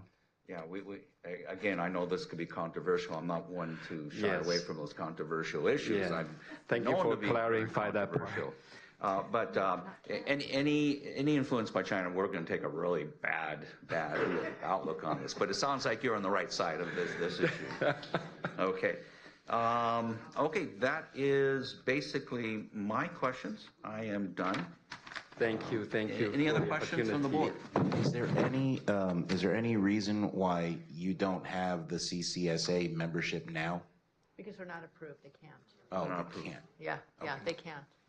Yeah, once we give our letter, our staff does the letter, then CCSA will have a position, and then they can become a member if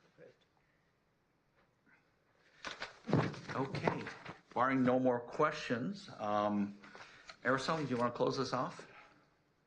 You already did. Okay, so we are done.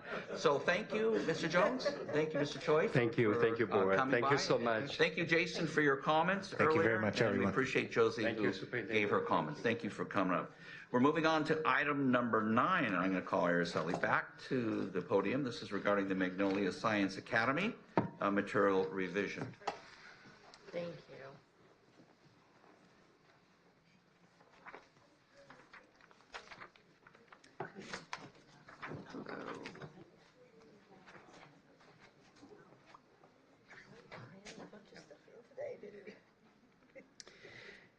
Now the board will hold a hearing to consider public input regarding the request for a material revision by the Magnolia Science Academy Orange County Charter petition. On January 31, the charter school submitted material revision requesting to open a school facility within the boundaries of Anaheim Union High School District and Anaheim Elementary School District. Before public comments, Magnolia Science Academy Orange County representatives are allotted 10 minutes to address the board. I now call the representatives from Magnolia Science Academy Orange County to the podium.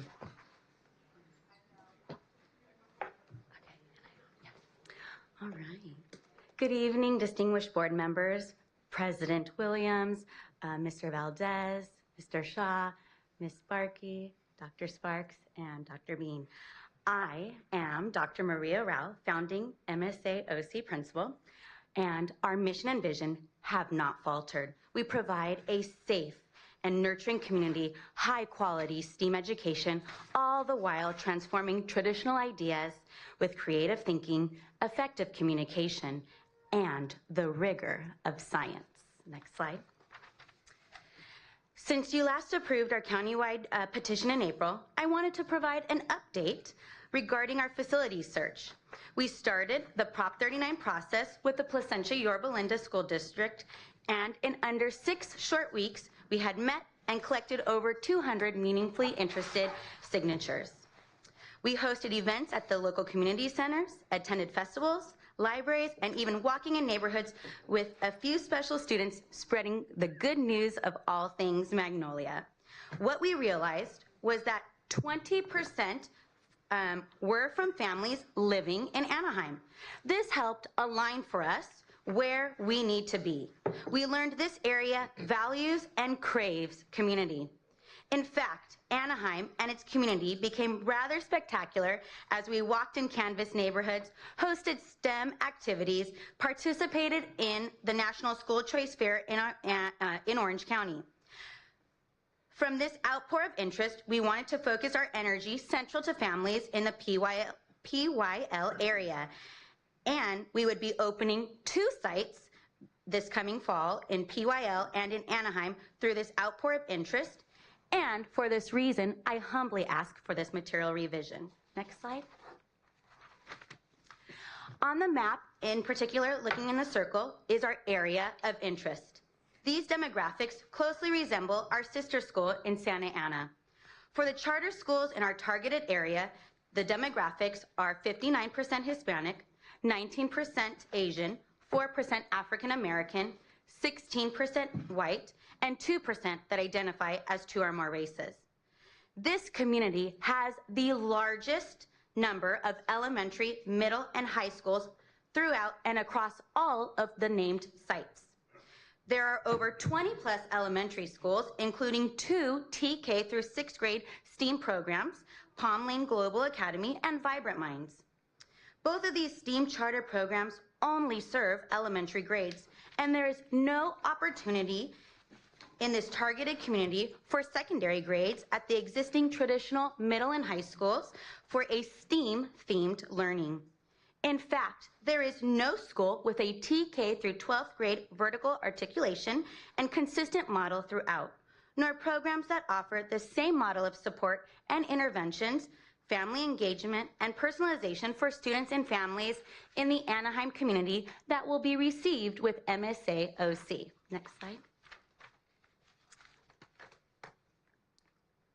Dr. Bean, I wanted to formally introduce myself, and I joined Magnolia Science Academy, Santa Ana, in August of 2016.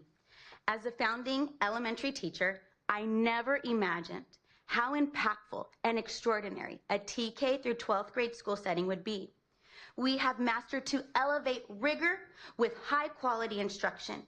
In my time at Santa Ana, we focused on STEAM education and value a community of strong women.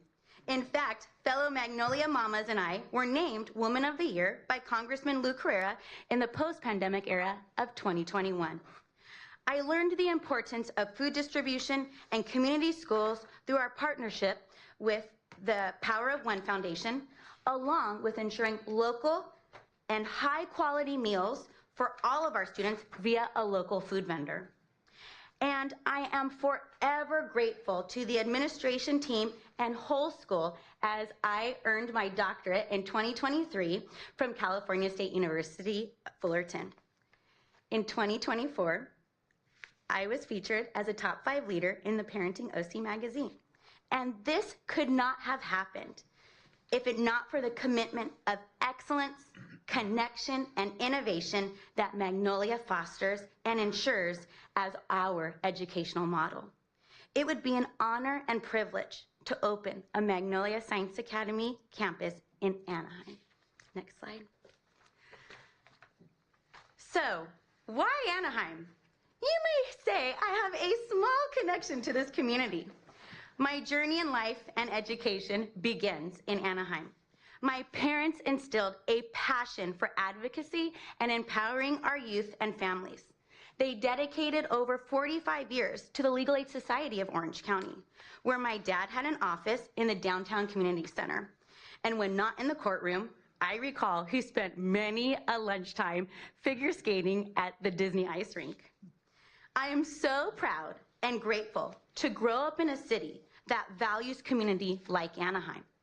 I had such a vibrant upbringing filled with so many memories of Girl Scout events at Chaparral Park, soccer at Majeska, dancing at the Pearson Park Amphitheater, my first ever job as a swimming instructor at Pearson Park Pool, Loera High School, and Canyon High School, and of course, where my love for all things Disney began. My passion for the classroom began in the ROP preschool program at James Madison Elementary. My time at Clara Barton Elementary, Ball Junior High, and Loera High School built a foundation that ignited my love for learning. I am forever beholden to all of my teachers and my first ever principal at Claire Barton, whom I'm still Facebook friends and keep in contact. Anaheim is where my why, desire, and drive for leadership and education began. This will become a full circle moment for me in particular, as I am the founding principal of this Anaheim site. I know Magnolia will bestow an excellent school choice option for any parent raising children in Anaheim. And just like Tinkerbell flies across the night sky and begins the fireworks, Magnolia is just as magical. I hope to spread our Magnolia Way dust and spark the love of lifelong learning in Anaheim as they had for me. So with that, I thank you, distinguished board members and community members, for your attention. Any questions? Thank you.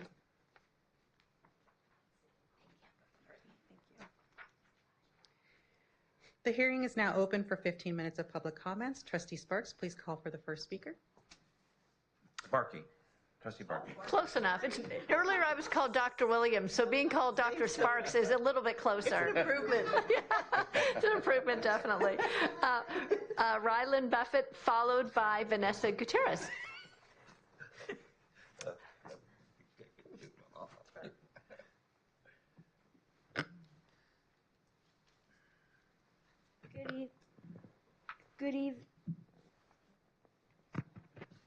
Good evening, board members of Orange County community.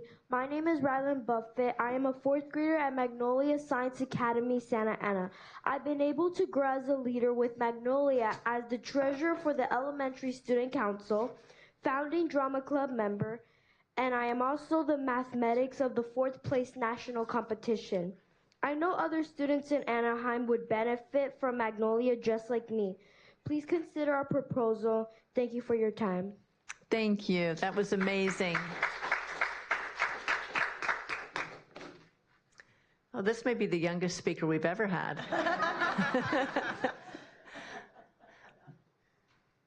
Future Magnolia student, hopefully.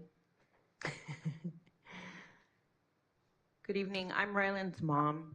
I wrote my speech down. Hold on. My name is Vanessa, and I am honored to speak today as a proud parent of a student at Magnolia in Santa Ana. As discussions take place about a potential new school, I want to share why our experience has been so impactful and why expanding this kind of educational opportunity, especially in our local community, would benefit even more students. From the moment my daughter started kindergarten 5 years ago, this school became more than just a place of learning. It became a place of growth, discovery, and inspiration. I'm sorry. She developed a strong academic foundation early on, but what truly set the journey apart was how this school nurtured her passions and helped her build confidence in ways beyond the traditional classroom. One of the most remarkable parts of her journey has been her love for reading. In her early years, she had an IEP to support her learning, AKA for speech. And with the dedication of her teachers and the school commitment to individualized support, she was able to grow and thrive. By second grade, she had made so much progress that she graduated from her IEP. And around that same time, something amazing happened. She discovered a deep love for reading. Most parents are asking their kids to get off of their tablets. I'm asking my daughter to put down her books. And because of that, I'm very grateful for this school. I'm sorry. What once was a challenge became one of her greatest strengths. Books became her world, fueling her imagination, critical thinking, and confidence in herself as a learner. But beyond reading and core academics, she has thrived because of the school's commitment to STEAM, education, and the performing arts. Through hands-on science, technology, engineer, art, and math activities, she has learned to problem solve, think creatively, and collaborate with her peers. The performing arts in particular have helped her find her voice, giving her the confidence to express herself, take on challenges, and grow as a leader. The school also values student enrichment and leadership. As a parent, I saw firsthand the need of opportunity that would empower students beyond the classroom, which is why I started a Girl Scout troop that now serves TK through 5th grade, which I feel also, I see a closed circle in the sense that Dr. Maria Rao was a former Girl Scout and has instilled that into our young girls here at the school. I'm almost done, I promise. Throughout this troop, students have had the chance to build friendships, develop leadership skills, and serve their community, all while reinforcing the values and lessons they learn. None of this would have been possible without the dedicated teachers, staff, and the culture of excellence that the school provides. It's a place where students are not just taught, but inspired, where they don't just learn, but grow into well-rounded individuals. As we consider the development of a new school, I wholeheartedly believe that expanding access to this kind of learning environment will benefit not just the individual students, but the entire community. And as an Anaheim resident, I drive to Santa Ana every day, over an hour and a half, going and coming back. I would love to see the school site actually be part of my community, and see the school open right down the street, hopefully one day, giving even more children in Anaheim the same incredible opportunity my daughter has had. Schools like Magnolia create future innovators, artists, and leaders, and every child deserves that opportunity. So thank you for your time. Have a good evening. Thank you. Thank you, Vanessa. I'm quite impressed with you holding your daughter. The fact that you lead a Girl Scout troop, that is awesome. And then Rylan, you are an amazing young lady. You are going to be riding the ladder and going uphill very quickly. I'm impressed by your love for books. And your articulation and your speech, what you just said to us was very moving. So thank you. Don't stop reading those books. Yeah, it's quite a journey from having an IEP for speech to coming and speaking before the Board of Education. That I think you have fully. Yeah. Okay, so Dr. Marley, I'm going to call you Tinkerbell because of your relationship with Disneyland. You have the magical pixie dust, right? Yeah, so. That was all right. That was the last speaker? That was the last. Yes, I'm sorry, yes. The public hearing is now concluded. The Orange County Board of Education staff recommendations, including recommended findings, will be published by March 18th. At the April 2nd meeting, the board will conduct a public hearing and take action to grant or deny the material revision. President Williams, I now close the public hearing and return the meeting to you. Very good. I have a few questions. Does my board members have any questions? I do. Okay. Let's go from the left now. We'll start. No? You want George? I don't have a question. Okay. I'll start. You want me to start? Go ahead, Mary. Actually, I don't know that there's so many questions because you guys don't leave for a lot of questions. Your enthusiasm is absolutely contagious. I just love the enthusiasm. I'm very familiar with you. You guys are doing a wonderful, wonderful job in Santa Ana. I'm thrilled to see that you want to spread that to Anaheim. I'm thrilled to see Fatima has joined your group. So that's a great addition. And so I'm just here to thank you for doing what you're doing and expanding. I look forward to seeing our findings and to have somebody like Rylan come out. What a great example for what you're doing. Really, it's a perfect example of what you are giving back to your community. So thank you. Thank you so Thanks much. for being here. Thank you. Mr. Shaw? I don't have any questions. Okay. George? Dr. Rao, good to see you again. I'm just so impressed with your leadership and the team here. Little story, for the rest of the board. I've walked this campus, and Dr. Rao walks around, and she is just like a rock star. I mean, parents come up to her. The kids walk up to her. They're with smiles on their faces. They are really, really, into who you are, and you do a great job. You're going to make this, for me, very easy. And I also, as you know, represent Anaheim. Yeah. So, I'm excited to see a school like yours up in Anaheim. Well, I didn't have questions, but I did have comment. And yeah, you guys together, Fatima on the team, I mean, it's like dynamite there. Oh, yeah. So you guys are definitely rocking it. I'm really proud of what you've done, and where you'll go is just the places you'll go in a Dr. Seuss way. Thank you. And Congrats. Dr. Seuss. Yes. Awesome. So, Dr. Rowley, Yes. your enthusiasm, the love of your spirit is so infectious, and your leadership skills, I'm very impressed. And you got this being an Anaheim girl and growing Yeah, up born and and going raised, to yeah. Disneyland. And, Mhm. Wow, I'm impressed. You received your doctorate in education from Cal State Fullerton. What was your thesis on? Food distribution using a full-service community school lens, and it was entitled, "You Can Sit With Us." I love it. I love it. Okay, just real quick. So your material revision, you mentioned here that you went to Placentia Yorba Linda. Is that correct? Yes. Okay.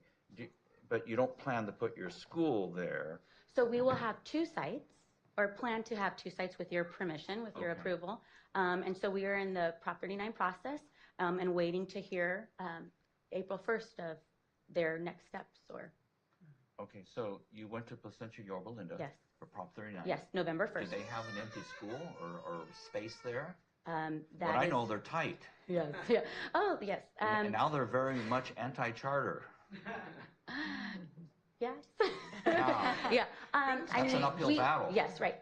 We do have some sites in mind, but again, we're at the discretion of, whatever site or monetary value that they present to us, and we will see what they present come April 1st. Okay. And then in Anaheim, you're going to the Anaheim School District also? So within Anaheim, because they're elementary and secondary split, we will, we issued notice to Anaheim Elementary and then the Anaheim Union High School District. Okay, so you're doing both. Mm-hmm. Okay. Are there opportunities and facilities there? Yes, there is, actually. Thank you for asking. So we are in escrow at a private facility in Anaheim, and that will close April 7th. You're in escrow. Where did you get the money for that? That's incredible. I think that would be because of our chief financial officer and, the dedication of all of our, chief members, Mr. Alfredo Rubalcaba, our CEO, as well as our relationships with existing grants that we have going on as well. Okay. Okay, very good. That's all questions I have. We look forward to the documentation and the final report from our staff. So, great job. Thank you. Thank you. Thank you very much. Okay, moving on with our meeting. Item number 10. Greg, did you want to give us an update and sort of fill us in? This is a big vote here.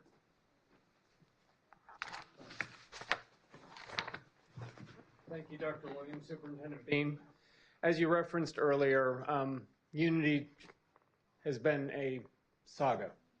It has been a quest. They had a good idea. They had some obstacles.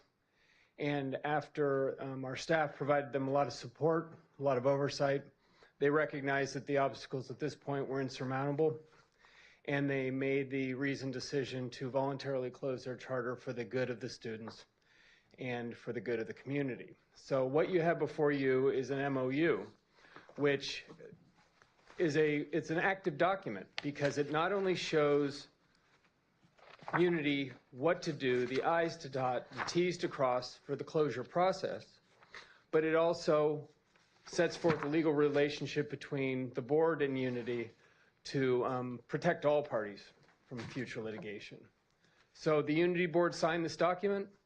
They've already they've started implementing the closure process. Our charter school unit has been monitoring that and will increase the monitoring very shortly. And all we're asking is that the board approve this document so that we can move forward with this, the closure of Unity, and the students can get placed. Okay. This is one of those very personal type of tragedies that one has. This is one that I went out in front publicly, told the city officials to get them to get the conditional use permit for the school way back many years ago. We put a faith in Erin, who was the leader, and she had this magnificent personality, the energy of the Energizer Rabbit, and just, we thought that this would do well. Unfortunately, events happened in her life. There was perhaps some missing links to feeder schools to help the school. They've been struggling, and we've been trying to help them out as much as we can because we are very pro-charter. But I think at this time, your involvement, we've talked about this, you dotted your I's and you crossed your T's, and this is the appropriate document and acceptance for us to approve. Is that correct? That's true, Mr. President. Okay, Yes. because I think we approved or we came out with another public document on the We went sequence, right? through the notice of revocation process. We identified the deficiencies, the steps that we had taken to help them remediate, the steps that they had taken in response to those. And at the point we issued the notice of revocation, it was just not sufficient to protect the board from, for the board to exercise its oversight appropriately. Right. So we went through the process, we issued the notice, and then we initiated discussions with Unity to see what the best way to end the charter to the best benefit of the children. Right. There's several families still there, and we're doing our level best to try to transition them to our schools or other charters. Right. So for the record, we're doing our best to get those families out to other charter schools. We have been doing our best to get that done for several months, Mr. President. And I believe there's 17 kids that are seniors that they'll be able to graduate, and that was important as far It's as either the priority. 17 or 14. Around there. It's in the 17 to 14 range. Okay. Okay, very good. So today, what you're asking us to do is to vote approve the approve MOU. this. I see. Yes. I see. Okay. If I could, I'd just like to make a statement to the parents of the Unity families. You know, just to understand that this is something we definitely, would rather not do, but it's the responsible thing to do. And we've been working on this for many, many months and watching for more than many months. For a few years, we've been watching very carefully. And so we do not make this decision lightly, and we're here to support you. Many of us are working behind the scenes to make sure that you all are supported. So please continue to reach out to us and know that you have our support, and all will be well on the other side of this. It will be okay. Yes, I wanted to say the same thing, just that we have been struggling with this decision for years. And Dr. Williams has made some valiant efforts. I remember that trip to get it through so yeah, it's a hard decision to make, but it's the right one. It's what we have to do to protect the board, the county, and the students. And it will end well. Trustee Shaw? I have no comment. Okay. Trustee Goff? We're down to 17 kids or 14 kids on that campus right now. Everyone else has been relocated. No. I may be off by a few again, but it's about 55 students and 14 to 17 are graduating. Oh, I see. Okay. Yeah. With this agreement, they will finish out the year. So this agreement will allow them to close as of June 30th. So they'll have a continuity of service through the end of the school year. And it is with great sorrow, I was the one who made the motion to accept this. I will make the motion to accept this memorandum of understanding of closure of Unity. I'll second that. We have a motion, a second. Any further comments, questions? All those in favor of this memorandum of motion, raise your hand, say aye. Aye. Aye. Motion passes 5-0. Okay, moving on with our agenda item. It is now 7:15. I'm going to call David Giordano to give us a presentation on the budget.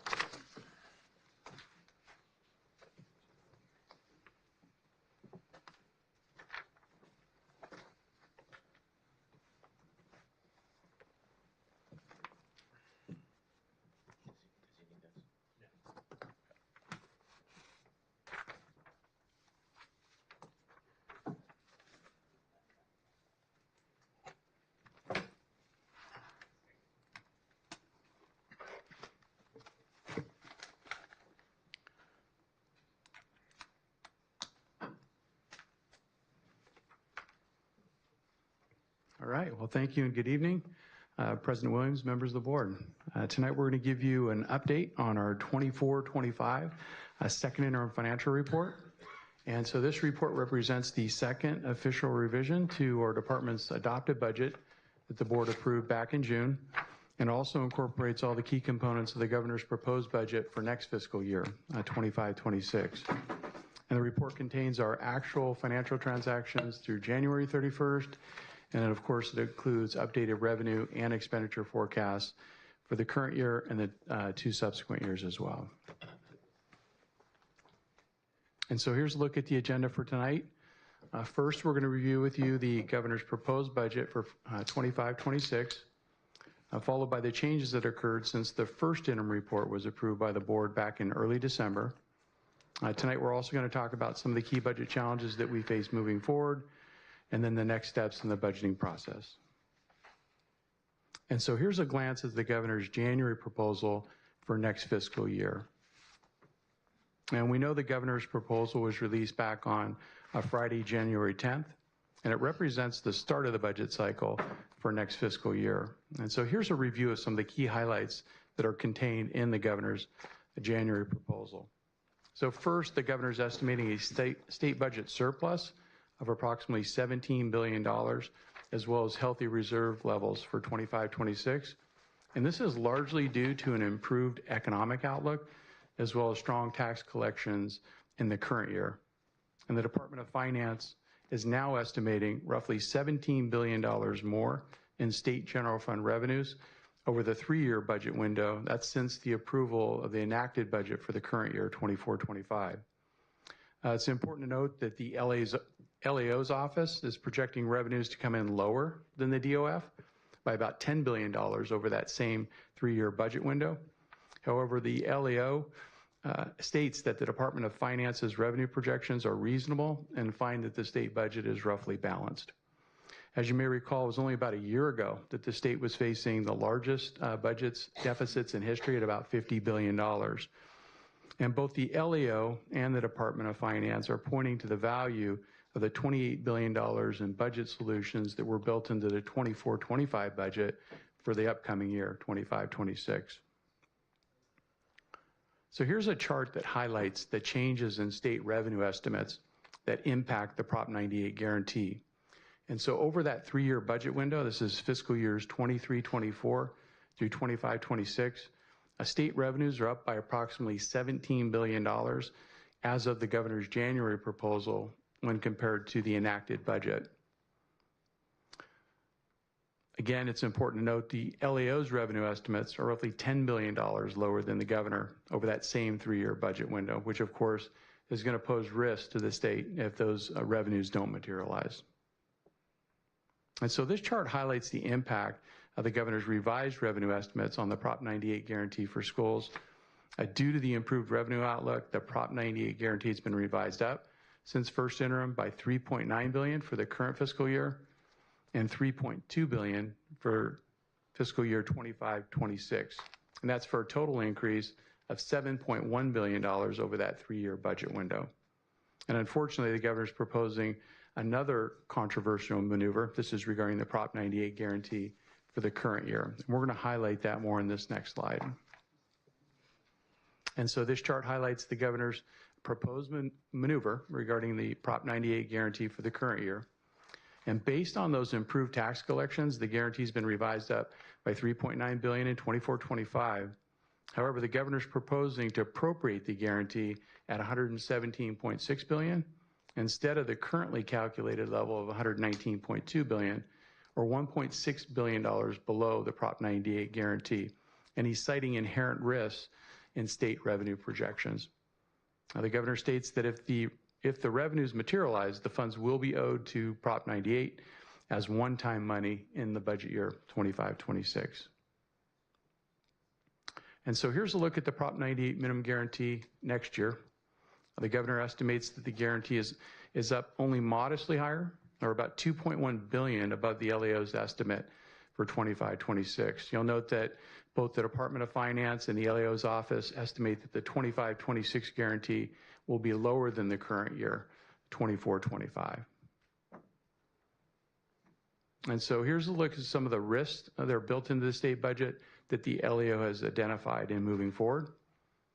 And although the economic outlook has improved since the state budget was adopted back in June, the LAO notes some pretty significant risks, including capital gains volatility that's tied to the stock market, the stagnant job market outside the government and healthcare sectors, as well as elevated unemployment, particularly in the state of California. We have the delayed tax deadlines and tax receipts that are associated with the recent wildfires in Los Angeles County. And this is not to mention what has been some sluggish consumer spending, some federal policy uncertainty, and state operating deficits that are projected in the out years. Next, we're going to review some of the key changes that occurred since the first interim report was approved by the board back in early December.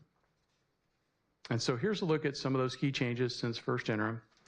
So in this chart, you can see the cost of living adjustments and the CalSTRS and CalPERS employer contribution rate estimates for each of the next 2 years. For 25-26, the COLA estimate has been revised down from 2.93% at first interim to 2.43% under the governor's proposed budget for next year.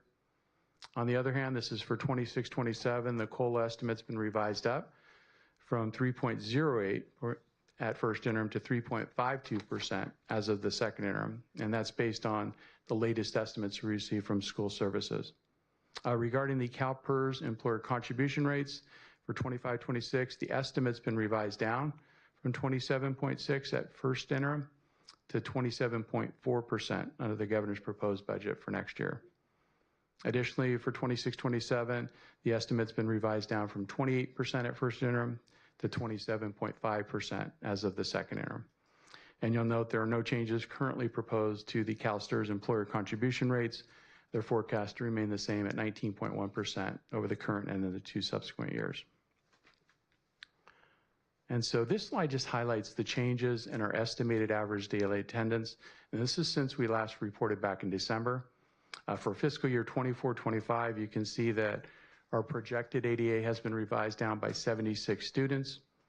On a similar note, our projected ADA is forecast to decline over the next 2 years as well. And when you look at our ADA for the current year, the majority of that decline is in our district referred students.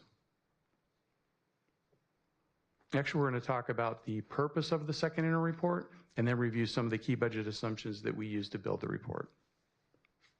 So school districts and County Office of Ed in California are required to certify their financial condition twice each fiscal year. We do this once at first interim, which includes our actual financial data through October 31st, and then again at second interim, which includes our actual financial data through January 31st. The first interim report is due to the California Department of Ed by December 15th each year, and then the second interim report's due by March 15th each year. And both these reports, of course, include updated revenue and expenditure forecasts for the current and 2 subsequent years. And so here's a look at some of the assumptions that we used to build our second interim report. And so if you were to take a look at the salary accounts, the salary line items in the budget book, you notice the increased costs reflected for step-in column for all of our classified, certificated, and management employees. Those are reflected there.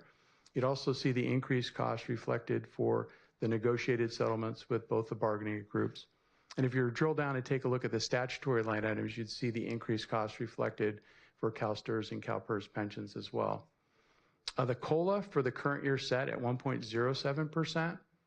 And again, in 25-26, since first interim, the COLA estimate for next year has been revised down to 2.43%. Average daily attendance this year projected at just over 4,300 students, and again, projected to decline slightly each of the next 2 years. When you look at our LCFF funding projections, for the current year projected $103.6 million, but when you look at the 25-26 year, down to about $102.7 million. And the reason for the decline of almost $1 million. When you look at the statutory COLA of 2.43%, that COLA is not enough to offset the funded ADA decline that we experienced over the last 3 years. And that's the reason for the drop. When you look at 26-27, you can see a slight rebound to $103.3 million. And so that COLA is more than enough to offset that ADA decline in the 26-27 year. And so as revenues are on the decline slightly, especially in the budget year, Of course, we're keeping a real close eye on all of our vacant positions. And if there's vacant positions that don't need to be filled, of course, we're not going to be filling those positions. So it's just something we'll have to do when we're looking at, tighter budget situations. Tuition for access and special schools programs, budget in the current year at $45.1 million. And you can see next couple of years projected to increase slightly each of the next 2 years. And next, we're going to review some of the key financial information that's contained in our second interim report. And so here's the look at our combined multi-year projection. And again, this report's in just summarized format. If you want to see the detailed report, we have it in the budget book. It's the combined general fund, so it does include all of our unrestricted and then all of our restricted categorical programs. You can see we've included the current year, 24-25, and then we have the 2 subsequent years as well. So for the current year, we're forecasting an operating deficit of $18.6 million. And again, as we mentioned at first interim, this isn't a structural deficit. And so when you look at our ongoing revenues, ongoing expenditures, they remain in alignment. So this is planned one-time spending for some large capital facility projects that I'll touch on later. If you were to look at the second interim report and just focus in on those unrestricted operating accounts, that deficit in the unrestricted accounts is about $13.1 million. And we have, when you look at the different capital expenditures budgeted, for example, for Rancho Sonata in the current year, we've budgeted $2.3 million. We have conference center upgrades for modernization of our conference center at $5.6 million. We have an elevator installation at about $400,000. And then we also have quite a bit of site furniture for our school sites, particularly the classrooms. So when you back out all those one-time expenditures, you're left with a small structural surplus in the current year. When you go to 25-26, you can see we are forecasting a small deficit of $155,000. But again, like the current year, we do have significant one-time expenditures built in there as well. And so as mentioned earlier, County Office of Ed are required to certify their financial condition twice each fiscal year. Again, we do that at once at first interim and again at second interim reporting. And there are 3 types of certification. We have the positive certification, which indicates a district will be able to meet its financial obligations in the current and 2 subsequent years. We also have that qualified certification, which indicates a district may not be able to meet its financial obligations either in the current or the 2 subsequent years. And then finally, we have the negative certification, which indicates a district will be unable to meet its financial obligations either for the remainder of the current year or the subsequent year. And of course, our staff's recommending the board assign a positive certification to the second interim report this evening. And now we're talking about some of those key budget challenges that we face moving forward. As we've talked about many times in the past, if you were to talk to any one of our neighbor districts or any of the other county offices across the state, you're going to hear many of these same issues and concerns. And so first, we know costs for step and column movement, CalSTRS and CalPERS pensions, and health and welfare benefit premiums are going to continue to place additional strains on future operating budgets. We also know that inflationary cost pressures in other areas in the supplies, services, and equipment accounts also remain persistent. Other challenges include the expiration of all the one-time state and federal COVID-19 relief funding, our county office's minimum state aid excess tax status, as well as the continued decline we're seeing in enrollment throughout Orange County, which may have an impact on enrollment in our own programs moving forward. And then lastly, for schools, even though Prop 98 funding is expected to increase moderately throughout the forecast period, the state is facing some significant operating shortfalls in those out years that both the governor and the legislature will need to address. And then finally, just wrapping up with a look at the next steps in the budgeting process. So again, the board took action back in December and approved the first interim financial report. And then in mid-February, staff presented the update on our mid-year local control accountability plan. Tonight, we're asking the board for consideration and approval of the department's second interim financial report. And then next month, early next month, we'll have the budget study session on next year's budget, 25-26. And then in early June, we'll hold the public hearings on both our local control accountability plan and the preliminary budget. And then in late June, we'll present both the LCAP and the preliminary budget for the board's final approval. That budget will be based on the governor's May revise, which is out, should be out by May 10th, and that will include the latest tax collections that are available, estimates at that time. We do have the tax extension deadline for the folks in Los Angeles County, so that's something that we'll have to keep a close eye on this year in terms of total revenue estimates that are included in the May revision. And so that's the presentation for this evening. I again want to just thank our fiscal services team for all their work, all their effort in putting the report together. We have a great team, and I feel fortunate to be a part of it. So with that, I'd like to open up any questions. Thank you, David. As usual, great presentation. Questions by the board? I have a couple questions. Hello? Okay. Yeah, so if we look at like some of the, great presentation, by the way. It was very clear, very easy to follow. And I think you're spot on with the challenges. Those are things that I would have brought up. But an additional question that we may not know the answer to, but I'm going to throw it out, is what kind of impact are you anticipating with a lot of the NGOs that we're working with in terms of the federal and state monies that are coming in, like for community-based, or that in our coordination with community-based organizations, and any of those funds those levers being turned off or turned down? Yeah. And how does that, if that plays out on a federal level, on a state level, like what are the different possibilities there? I'm sure you're discussing it behind closed doors. Yeah, it's a great question. Something that we've talked a lot about. You know, when you look at the funding that we receive from the federal government, when you look at it, you know, holistically, as part of our general fund, we get about 4.1% of our total revenues come in federal dollars. And the biggest sources are Title I and IDA, special education funds. And so we'd expect that those monies would continue to flow in, those entitlements would continue to flow in just as they always have. I believe they're codified in law on how those programs are to operate. And so we'd expect them to continue. There's other funding sources out there that we receive from the federal government, and not as large. You know, again, as part of our total budget, 4.1%. It's about, I think it's a little over $16 million that we receive in federal dollars. And so it's not a significant portion as a percent, but still any dollars that, you know, that we wouldn't receive definitely would have an impact. But I think that if they do move forward with some of the things that they're talking about as far as possibly even disbanding the Department of Ed, I think that the likelihood is a lot of those monies would probably be passed off to other portions of the federal government and passed on to school districts. And so we don't know for sure how that will play out, but I think that's probably the likely outcome.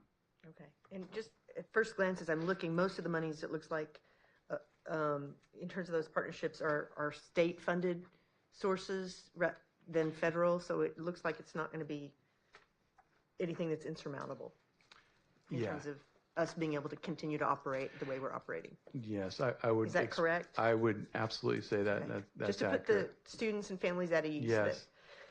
Yeah, and I would venture to say that if there was some funding reductions at the federal level, that the state legislature probably would be looking at ways to try to offset that. So, but of course that's completely up to state legislature and the governor to do that. But I mean, I think the discussions are worth having behind closed doors, just all the possible scenarios. Yes. Looking at, any sort of DOGE efforts that come down to the state and county level. Yes. I think when Dave and I were having the conversation, I think K-12 is a little more insulated. I think our community colleges, and as you know, from the university level, are going to have a much harder time. I think we are a little concerned about some of our workforce investment, but ours are still state dollars. Yeah. Now, but could those have some type of risk? We're not sure. We don't really receive a lot of funding from NGOs, though, so that's not something we see. That's what I was looking through all the different partnerships, but I still wanted to throw out. It's a great question. I think we keep asking it because I think the Title I and NIDA are probably our biggest. I just don't see how they would not be able to fund those. They may not come from the Department of Ed, like Dave said. They could be coming through other agencies, but I think we were kind of surprised that we didn't have a little more vulnerability there. Yeah. I was actually, I thought I was happy to see it. I wasn't sure. But you verified it, so thank you. That's all I have. I guess the big question is always, between the governor's January to May budget are we expecting the budget in the May revise to look better, stay the same, or get worse? And I just remember thinking when the January budget came out, it literally, I think the day like the fire was at its worst in LA County, and we're going to have these $1 billion surpluses, and I'm like, LA County's on fire. I don't know if this is going to happen. That's a great question. Do we have it in any indication if receipts and expenses, if we're going to expect a better May revise or about the same or even worse? I'm not sure I gleaned that from your presentation. No, it's a great question. I think one of the reasons the governor proposed what he did with that new maneuver for 24-25 is because of that revenue uncertainty. He's looking at the revenue estimates for this year and how that would play into next year. But I think when you look at the May revision, you've got as far as taxes go, I think there could be a concern, obviously, with the wildfires in Los Angeles, right? Just the amount of taxes. I think the estimate was 25% of the taxes that flow into the state of California come from Los Angeles County. And so if those taxes are delayed until the next year, it definitely can have an impact on the state in the coming year. So I think if there was a risk, it would probably be to the downside. I don't expect that there's going to be so much more money flowing to the state with capital gains because the stock market the last few days haven't been exceptionally great. So I wouldn't expect capital gains to help offset that decline in those tax payments. So if I were to think in terms of what direction, I'd probably say probably on the downside risk. I remember, I worked for the state legislature for many years, and there always seemed to be a discrepancy, of course, but as there should be, or probably we could expect between the Department of Finance and the LAO's number, But it seems lately that their numbers, am I incorrect, that they seem to be widening in their projections. Is that kind of what was it, 17 to $10 billion? It's $10 billion, yeah, $10 billion difference. I don't remember it being that wide of a gap between the two projections, but that's my recollection. I think you're right. Yeah, I think you're right. And I don't recall it being that great either, to be honest with you. It's usually within a few billion. So 10 billion is quite a bit. Dave, as usual, you do a really nice job with these things, very clear in your presentation. Just out of curiosity, since the issue is raised, how much money from the feds does the Board of Ed receive annually as a raw number and as a percentage? Yeah, so if you look at our budget, and there actually let me point to it because it's a good question. So if you look at on page B8. B8, thank you, Renee. Yeah, perfect. Yeah, so B8 shows you a nice little pie chart of our total federal revenues. And so you can see total federal revenues is $16.4 million. If you were to flip to page B3. So that's around 5%.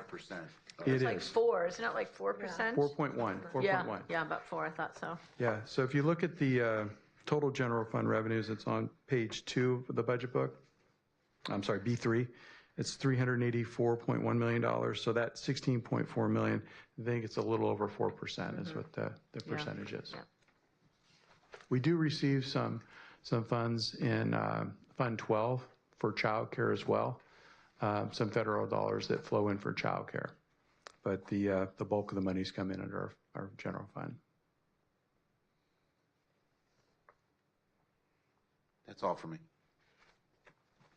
I would just say great presentation, thank you, and great questions by my colleagues. I'm pleased, thank you. Thank you. Just a simple question. So looking at B20, the county committee, They went from 23, 24, from 16,838 to about $12,000 more. How did that get increased? So B20, and you're looking at the professional, so legal fees chart, I'm assuming. Right. County board. So the 23, 24, the actual was 16,838, and now it's up like not quite 12,000, maybe 11,000. I'm looking at the wrong line. Yeah, what line are you on? It says county committee. County committee, I'm sorry. Oh, there we go. I was looking at the Okay, county gotcha. board. Gotcha. Yeah, I see it there. It's a little less than 12, maybe 11,000. I see. How Yeah. did that go up?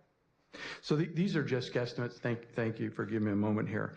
Yeah, so for 23, 24, the actuals, that's the amount we actually spent in legal fees for the county committee was $16,838. And the budget at second interim is $28,150. And so that's just the estimate on what those expenditures will be for the current year. I could pull additional detail to find out the reason for the increase. So their expenses went up 11,000? Just the budgeted expenditures. So this isn't, so we're looking at 23, 24 is at what we actually spent, but the budget for 24, 25 is at the 28,150. And so we tend to budget conservatively because you just don't always know what you're going to spend in terms, especially on legal fees. And so that's. As I recall, it was last year, I basically asked Dave and Renee to alter it to about 28,000 because that was the historical average. I see. Yeah. Okay. That's what I was Yeah, going to because ask if you you look next. at 21 and 22, it was pretty Right, Dave? significantly high. I think that's accurate. Yes, sir. Yeah. When they were When they're actively engaging. actively engaging in litigation. Yeah. Okay. Okay. That's all my questions. Thank you. Thank you. So moving on, now to item 12, to approve it, to approve this is just a motion and a second and official vote then. Okay. And then David, you're going to step up here because you have another presentation on the Rancho Sonata. So I'll make the motion to approve the second interim report. I'll second. Oh, go ahead. Second by Trustee Valdez. Barring that there's no further questions, all those in favor say aye. Aye. For the record, the motion passes 5-0. Going on to agenda item number 13, presentation on the Rancho Sonata design. This is something that we have a great amount of enthusiasm with. So David, take it over. All right, well, thank you, and again, good evening. Is this thing off? I have a hard time with the mic. So thank you again. Good evening, President Williams, members of the board. Tonight I'm happy to share with you, it's a preview of the schematic designs and a tentative project timeline for the Rancho Sonata project. As you might recall, we brought on board a new architect. This was back in December, just before we broke on the holiday break. The new architectural services firm is TVP Architecture, and they've already met with our Inside the Outdoors program staff and our project team on 4 separate occasions, and they've also met at the Rancho Sonata site on numerous occasions as well. And this past month, this was back on February 6th, the architect presented the schematic design to members of our leadership team here at the department. And so we're happy to be able to share with you a preview of those schematic designs. And so here's a project rendering. This is of the Rancho Sonata site. And in the lower left-hand corner of this slide, you can see the site access road that's located right off of Santiago Canyon Road, which leads all the way up to the main base camp area that you see highlighted on this slide in green. And our project team has been working with the Orange County Fire Authority, this is the OCFA, on the specific design requirements for that access road leading up to the base camp. The mustard colored lines that you see scattered throughout this diagram represent various walking trails on the property. And you're going to notice that there are teaching stations positioned all along those trails, which are highlighted here on this slide and as these blue oval shapes. And most of these teaching stations you see here include a covered space for students. And of course, all the teaching spaces were designed around the inside, the outdoors program instructional requirements. And next, we're going to zoom in on that base camp area. And so here's an aerial view of the base camp. And you can see here in the lower left-hand corner of the slide, the end of the access road that leads all the way up to the base camp. And in the center of the slide, you can see the bus turnaround area. And this is where buses will be able to park and then drop off and pick up students. To the far right is the administration building, which will be modernized with new office space for several staff workstations. There'll be a first aid room with a patient bed, a gender-neutral staff restroom, 2 small Zoom booths equipped with a TV and small round table and chairs, a large staff lounge and a meeting space, and then some garage space for utility vehicles and other equipment. Directly adjacent to the administration building is a large covered outdoor dining pavilion with bench seating that will be able to accommodate up to about 125 students. And there also is this large communal hand wash station located directly adjacent to that outdoor dining pavilion. Located in the center of the slide, this is just above the bus turnaround area, is the new multi-purpose building. And this will have 2 indoor classrooms, an outdoor covered learning space, a lunch prep area, 4 single stall student restrooms, and 1 ADA accessible student restroom, as well as some storage facilities. And then at the top center of the slide, this is the location for the new outdoor amphitheater, which will have some incredible views of the surrounding canyon area. And we're going to take a closer look at that space here next. And so here's a look at some of the potential seating options for that outdoor amphitheater area. And this is an area we'd love to get some feedback from the board on any suggestions you might have in terms of design or seating here. And maybe after the presentation's up, you can provide feedback if you like. This slide shows 2 different views or renderings. This is of the new multi-purpose building. The top left view is from the sidewalk located directly in front of the school. And then the bottom right is the backside view with windows facing out toward the canyon area. And here we have 2 different renderings or views. This is of the administration building and then that outdoor dining pavilion. And the bottom right rendering, this is directly behind the people that you see here, is a view of the outdoor dining pavilion from the front of the school. And then just to the right of the dining pavilion on that same picture or rendering is the administration building. And then the upper left rendering is the backside view of these same facilities from the canyon area. And of course, all these buildings will be constructed using non-combustible materials and have plenty of defensible ground space around all the different structures on the property. The roofs will be constructed to help mitigate against any potential fire dangers, and we'll be using a flat and a moderate pitch design. Additionally, all of the windows will be fire resistant with dual pane design and also tempered glass. Next, we wanted to share with you a video rendering of the Rancho Sonata project, and we hope you enjoy this. And I hope it works. Here we go. And so this is an aerial view as we come up the access road leading up to the base camp. Off to the right will be the administration building and the dining pavilion, and the other building there is our multi-purpose building. In the back is you can see the outdoor amphitheater. As we pan around to the front again, off to the right will be the admin building and the outdoor dining pavilion. Directly in front of us is the new multi-purpose building. And here we're going to walk through the outdoor learning space. Off to the left is the new outdoor amphitheater. This is the back side of the multi-purpose building. Here's the communal hand wash station you see here. And right here is the outdoor dining pavilion. Off to the left is the admin building. Again, as we pan around to the right is the admin building there, the outdoor dining pavilion, and then right in front of us is the multi-purpose building. As we pan out, you'll also see we have some ADA accessible parking spaces down below.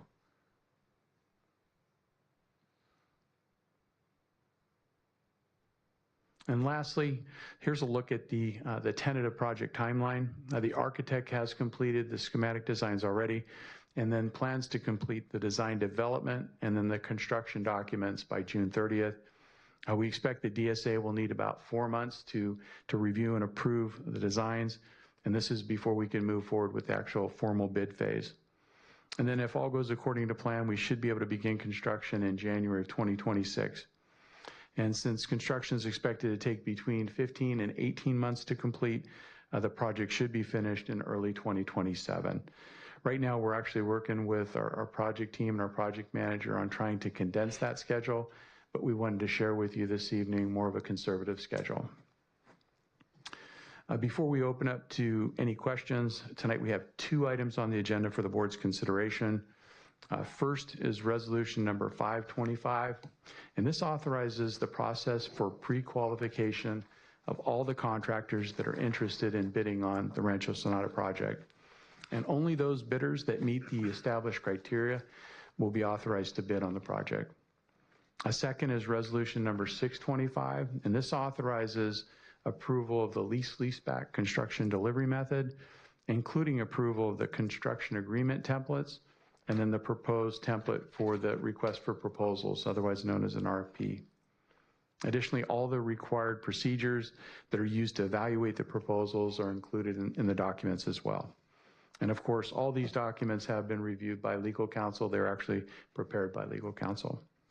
And so after the pre-qualification and then the RFP process are completed, any lease-leaseback agreements that we enter into will be brought forward to the board for approval. So none of those will be entered into without board approval. And so that was a presentation. If there are questions. Good job. Yeah, great presentation. Exciting. I would move to adopt Resolution 525. Okay. I would second that. Okay, so that's item number 14. We have a motion and a second. Any questions on that? I have some, but. I just want to make sure I understand fully. So we're asking companies to get themselves pre-qualified as contractors, and then they will bid on the work as designed. That's exactly right. Yeah. They'll go through the pre-qualification process, and then they will actually bid on the work. The nice thing about a lease-leaseback delivery method, we don't have to award based on just the best price. We can actually look at the best value. And so there's a benefit to that. The other benefit is that we get the contractor in early, so they're involved in the design development process. And that will help in terms of making sure that the project's actually constructible. So we don't get halfway down the road and we have issues, in terms of the design itself. So there's some nice benefits to that delivery method. Are there any qualifications that have to be met by the contractors that were pre-qualifying? Yes, and it's highlighted in all those backup documents. It's a great question. We want to make sure that they're financially stable, financially viable. So they have to fill out questions about that. They have to fill out information about any claims or liens, against their company. All their experience information has to be listed there. So it's a really extensive document that they have to fill out. And then once all that's filled out, they'll come in and there's actually rating criteria on how we assign the ratings to that information. And do they have to be unionized or anything? Oh, that's a great question. I don't believe they do. I could find. I think that's a good thing. I mean, I think it's better to have it as a free market, and they don't have to be unionized. They don't have to be unionized, but they do have to pay prevailing wage. There you go. Yes. They do have to pay prevailing wage, though. Okay. It's a Thank you. State bid. Appreciate that. But Thank you. it doesn't matter if they're unionized. Okay. So, go ahead, George. When I was reading through my packet and I looked at the lease-back delivery construction method, I didn't have time at the time. I said, I got to Google what that is. And I didn't get a chance to do that. So can you explain to me what a lease-back delivery construction method is? Yeah, it's sort of what we talked about. It's a process where we go in and we pre-qualify all of the contractors in advance. And you could do that with a regular design, bid, build, delivery method as well. But you go in, you pre-qualify the contractors, and the whole point with the leaseback is really to try to get the contractor in early to work with the architect, look at the design documents, and actually review the design documents. And so when they put together the construction documents, those documents are really solid. In the regular design, bid, build, delivery method, you don't have that integration. And so that's one of the nice features with the leaseback delivery method. You're getting the architect and the contractor, they're working together in the early stages. And so I'm just curious, and maybe this is a question for Mr. Rowland, but why would you use that terminology? Leaseback? Yeah. It's a great question. Leaseback in the law has a complete... It's actually a state term, and so what is a little bit different is, so once the contractor bids on it, you actually are leasing the property to them, and we make them payments. So they own the property during the time of construction. Okay? It also insulates you from them having change orders, because once they bid on it, that's it. And so it kind of insulates you from that, but it's also then their property, and then they lease it back to us, and then we make payments to them. And so it's about the change of ownership. So we have done this with 3 different schools. It is probably the most cost-effective method of doing it. There were some legal challenges, which is why you are now seeing all this paperwork. You didn't actually see it, have to see it before. Some people felt that not having a full view of it, a lot of contractors like to be just the lowest price instead of the best value. Can we go back to that other, the leaseback thing, okay? So this is property that we own, and as part of the process, we're going to lease it to them or sell it to them? He'll lease it to them for $1, and then they're going to sublease it back to us. And what we're going to do is we're going to pay them payments. Those are basically the construction payments for performing the work on the property. And then at the end of the lease, it basically is, the lease ends and we take control of the property again. Okay. Yeah. Okay. That's basically how it works. It's very odd. It is. It's very common in school property. Okay, any other questions? We have a motion on the floor. Okay, all those in favor of item number 14, resolution 525? Aye. Aye. Aye. Against? Motion passes 5-0 for the record. Moving on to item number 15, adoption of resolution 625. Move to adopt resolution 625. We have a motion and Second. second by trustee Barkey. Questions? We asked all the questions. Yeah, I think we did. I still think that's odd. I'm not used to it. But nonetheless, it is a law. Now at least we know what a leaseback means. Yeah. We didn't do this before with our schools, huh? Well, we didn't see it as a board. We didn't have to, yeah, you didn't have to see all the paperwork, but it's just for transparency purposes so everybody sees it. If you saw that huge packet, they can see every rubric we're using to, rank them and things like that. So it's just more transparent. So you don't have to prove the entire process, which is what you're doing. And then you're also going to see it again as we do the contract for the actual contractor and stuff. So, that's you've seen before, but this is really a lot more of the nuts and bolts for transparency. Yeah. My only comment about the design, great presentation, love the video. I thought it would be more like Frontierland, Disneyland. I'm kind of like with Dr. Molly. I'm that Tinkerbell, Peter Pan type of guy. We did too, but I think it's the combustible materials, which are really kind of, it has to be block, basically, I think is what they said. And so that is part of the issue. It can't be wood. And so, and then also cost constraints, obviously. I do have a comment about the amphitheater that you did mention that. So what type of presentations are going to go on in this amphitheater, which is really just some little flat ground?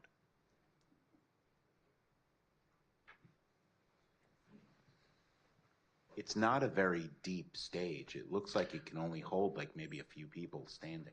I think the rendering's a little bit, it's probably not to scale. I think that the idea is to get in there at least, I think it was 60 to 75 people. But That's actually one of the areas that the Inside the Outdoors staff was asking for some feedback on in terms of how we might want to use it too. It's not a space that they currently have at the site, and so I think they're trying to envision how this might be utilized. The rendering doesn't look like it can hold 60 people in that that area. It looks much smaller than that.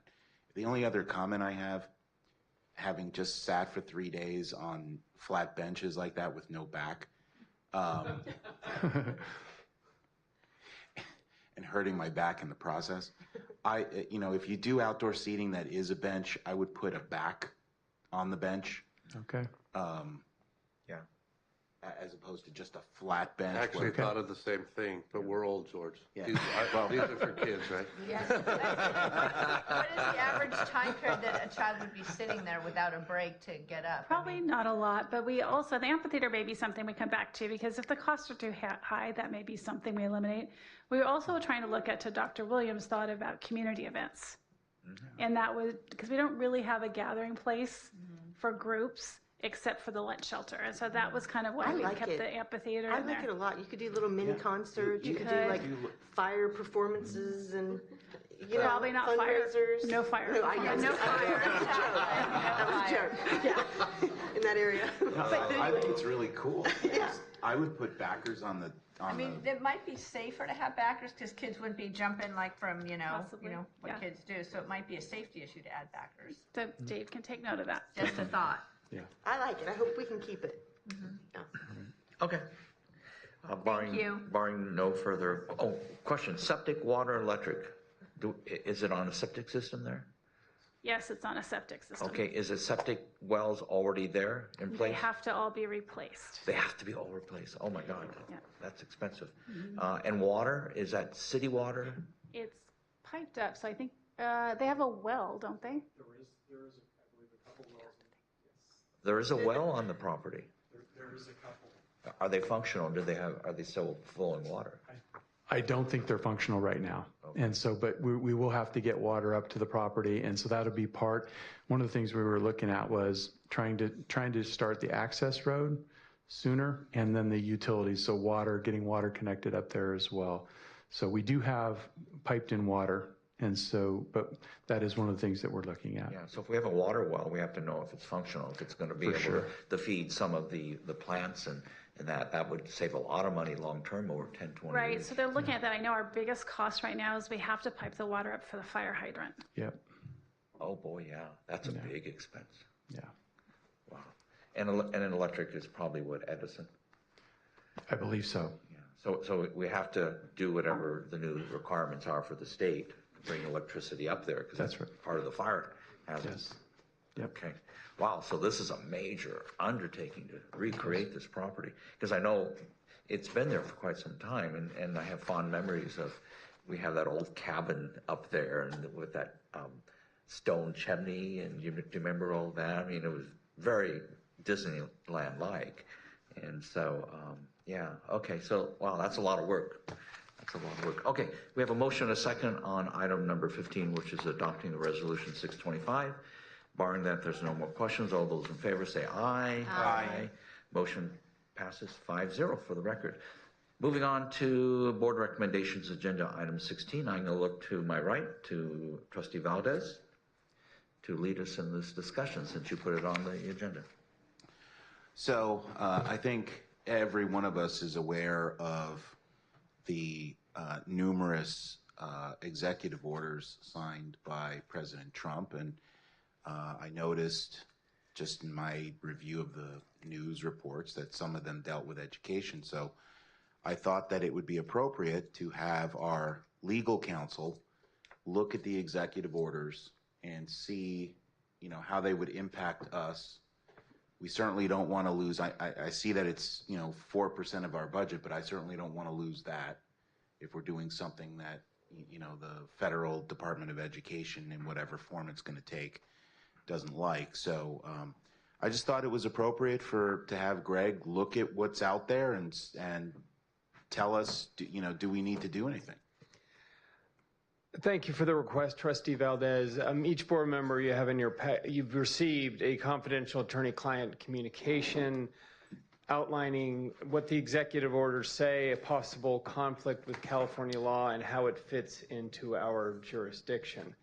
To your point about federal funding, Trustee Valdez, we had already begun an internal audit about all our federal programs, all 16 federal programs, and if they in any way ran afoul with the either letter or spirit of the executive orders, and we have found none.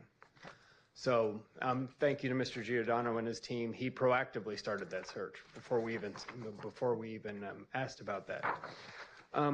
I'm willing to entertain questions about the memorandum, but please be advised that any specifics are better left for closed session on these type of things. But we analyzed, I believe, 7 executive orders, what the language actually said, and how they impact our jurisdiction. So if there is a specific instance where there would be a potential to run afoul of the executive orders or California law, we'll discuss that in closed session.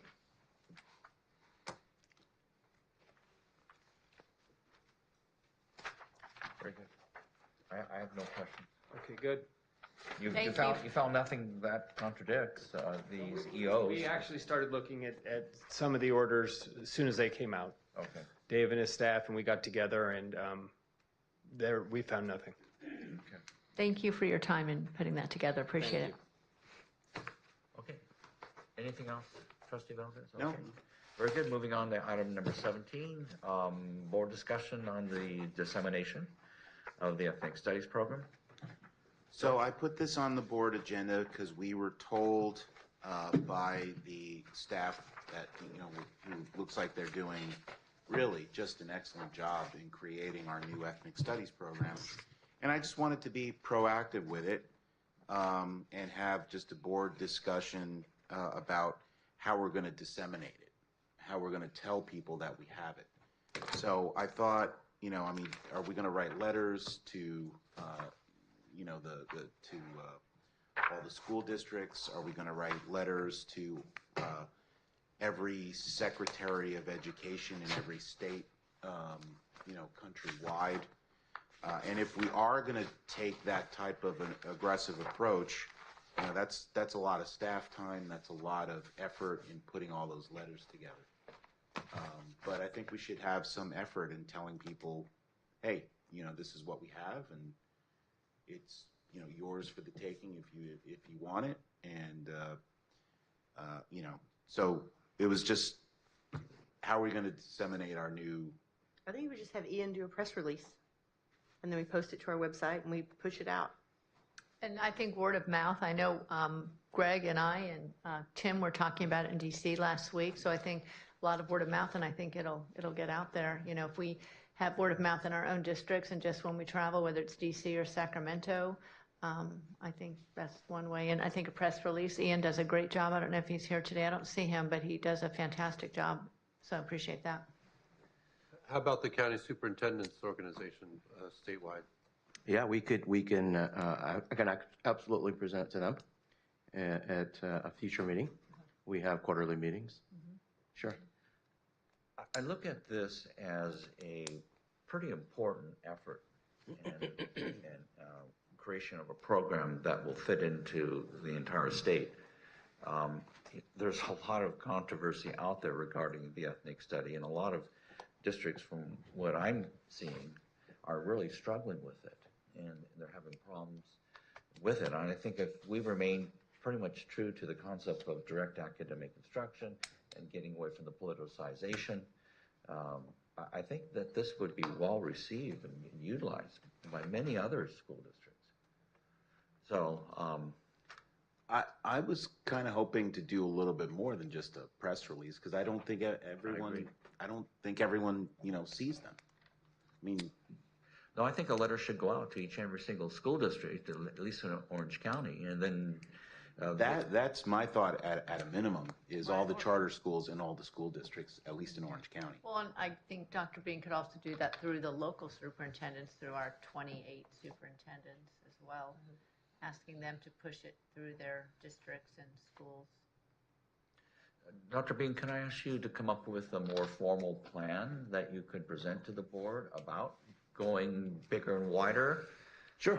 Could you come? I'll work with our cabinet. Okay. And we'll discuss the plan, and we can present it at the next meeting. I do want to put a plug in that right now we're in review time. So I know that Tim, thank you for coming. I know that Mary's coming tomorrow. Yes. I do need, you know, I want to come. yeah, get your guys' eyes on that before the next April meeting, because after April, then it's open to the public for their feedback. You So can we join me tomorrow. we wanted to get your feedback first. 1 o'clock. Very good. But yes, we'll come up with a plan at cabinet and discuss it. Awesome. That sound reasonable to you, Yeah, George? sure. Okay. I know you have a great amount of enthusiasm for that, so I like the idea. So I look forward to that. Okay, moving on. Any further questions or comments about item number 17? Okay. Barring none, let's go ahead with item 18. Member stipend. Trustee Valdez, you put this on the agenda. So I guess I've been busy with agenda items this month, but I think everyone is aware of our board member stipend. I actually asked Mr. Rowland last year to come up with a board resolution that would adjust the stipend on an annual basis to what the what's the word on that? COLA? Yeah, to what the COLA is. And he told me that we simply can't do that. But I can tell you that the stipend is really low, even from what I can gather from what other school districts and what other city councils earn. It's a lot of work. Even, my suits are, a new suit for myself is the monthly stipend, not to mention a pair of shoes. And there's a lot of, meet and greets and things that I have to do in formal attire. So at the very least, I think we were told we can raise it by 5% at a maximum. So I just figured start there and maybe in a couple years revisit it. So those are my thoughts. Whatever the board wants to do on it. So this is just a board discussion item at this time? It's just a discussion item. Okay. So who would like to be next to contribute their thoughts?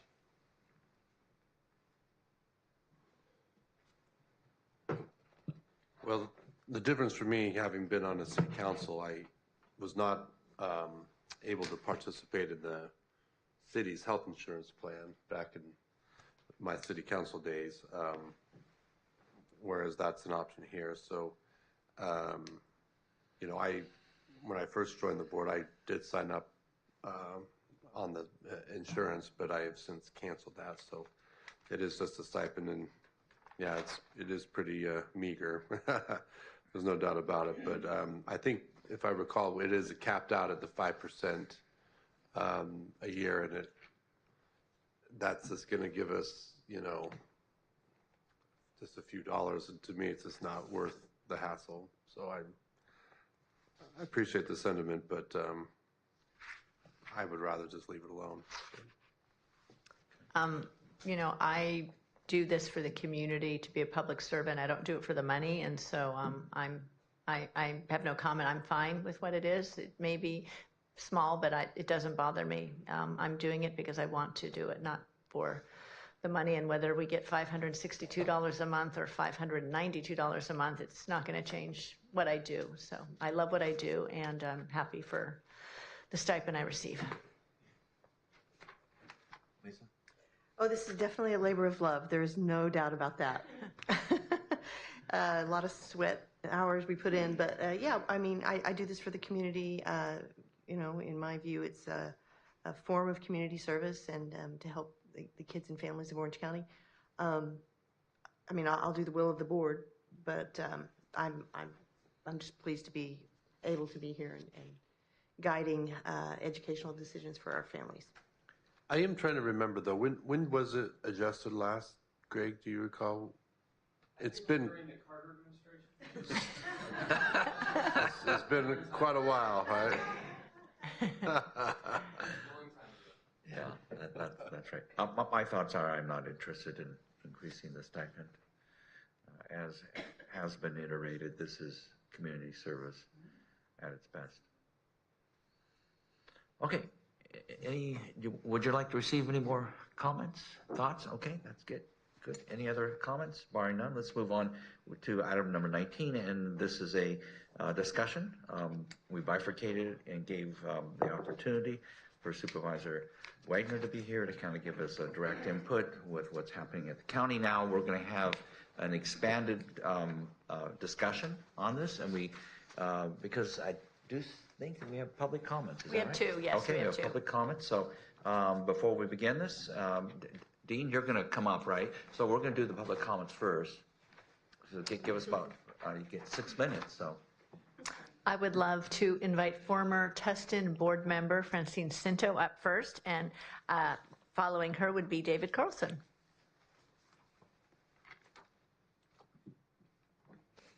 Yes, please.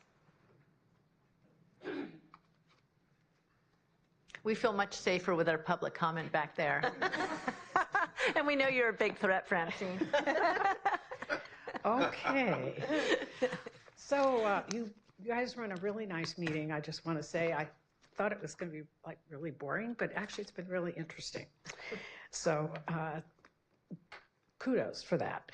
Thank you. Like you all, I have been honored to serve for 24 years on the Tustin School Board, and several of them as board president. And I've been serving on the Treasury Oversight Committee since 2020, and I was an appointee of Don Wagner, who is a longtime acquaintance and friend. So I'm not sure what Dean's going to say, but I think it's important to step back and look at what's happening in Orange County, because it's really an anomaly. The Treasury Oversight Committees and the Investment Policy Statement, which is what tells the public or the board how the funds are going to be invested and sets up these very strict guardrails. Those were set up by the state legislature after the bankruptcy. The Orange County bankruptcy, messed up everything. And what the county is doing now is changing what has been well established and working well across the state since the 1990s. So the question is, why are we changing? And all I can say is the changes are dramatic. And I believe that they are creating a greater need for your oversight. And because it's something new, it's different. And although some of the pieces are the same, it isn't the same. The first piece was having an investment policy statement. Initially, they did not have one. Thank the Lord, they adopted one, which is actually a mirror of the one that was in place. The second question is, what will the composition of the oversight committee? They haven't actually abolished the committee I'm on, but they're the train's at the station, and they're going to form some sort of new one. And the composition of that committee is of great interest to this board. There are questions about making sure that a majority are public members and how much input the schools have. That becomes very interesting because the Audit Oversight Committee, which is the other group they've talked about, and they oversee all the audits. And if you go to the Auditor Controller's website, you will see so many audits that your head will spin.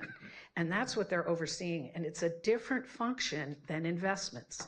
If you serve on a board, I served on a college board, the investment function and the finance function are different. They require different skills, different expertise. So hopefully they will set the Oversight Committee on Investments separate and apart from the Audit Oversight Committee. And then the question becomes, who's going to be on it and what are their qualifications? Because the requirements for the Treasury Oversight were very strict. Do I have one more Just minute? give her a couple extra, because Okay. I was teasing her and taking her time. Okay. The next thing, just to close, I was an English major, but I also have an MBA, and I spent a lot of time in business, and I like numbers. And I like numbers not because of the numbers, but the story they tell. So I wanted to make sure you had this chart, and I don't know how to get it to you. If you give it to Renee, she'll. Well, it's the returns across the county for a 12-month period, And it's, the orange line is Orange County, and it's right up there at the top. It's always in the top 4. And so the investments in Orange County have been very well managed for many years, but including the last year. Right. That's it. Thank you. Thank you, Francine. I might ask you as we go through this and spend time, I might ask some other questions if you don't mind hanging around. And next, Yeah. Dr. David Carlson is next, our next and final speaker.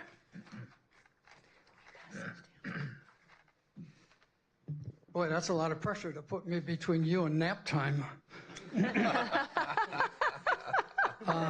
My name is Dave Carlson. I hold a bachelor's, master's, and PhD degree from University of Michigan and now teach at the University of California, Irvine. I did postdoctoral work at Michigan, Pepperdine, and Stanford. I moved to Orange County soon after the bankruptcy. As you know, 2 committees were formed, the Treasury Oversight Committee and the Audit Oversight Committee, and John Morlock, a close friend, was one of the architects of them. I'm the only person to have served on both committees. I'm the longest serving member of the Audit Oversight Committee, having served for more than 20 years, and as chairman more than half of that time. In my 20 years on the Audit Oversight Committee, I never recruited nor engaged in recruiting anybody who had a background in managing public funds. As Francine just said, they're 2 different functions. I'm also sorry to report that Supervisor Wagner made 3 material mistakes or implications. One, he implied that the embezzlement of funds in the Margolia School District could be tied to failures by the treasurer or the Treasury Oversight Committee. Absolutely not true.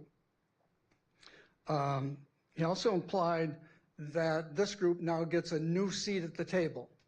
Also not true. We have had a member of this organization on the Treasury Oversight Committee forever. To imply, he also implied that the delay in the Orange County CAFR was attributable to the treasurer. Again, not true. The audit was complete, and the auditor changed the rules to a different accounting practice. So it was not attributable to the treasurer. She very aggressively corrected. In my view, removing fiduciary responsibilities from the treasurer is the worst possible meaning of the word political. Throughout the period of alleged personnel issues, the treasurer continued to perform as within the top 5 counties of California. Supervisor Wagner also alluded to the treasurer's turnover. It's not been a material issue for 3 years. It is clear that the Board of Supervisors did not think through what their action implied. There was no investment policy statement at the point that they pulled it from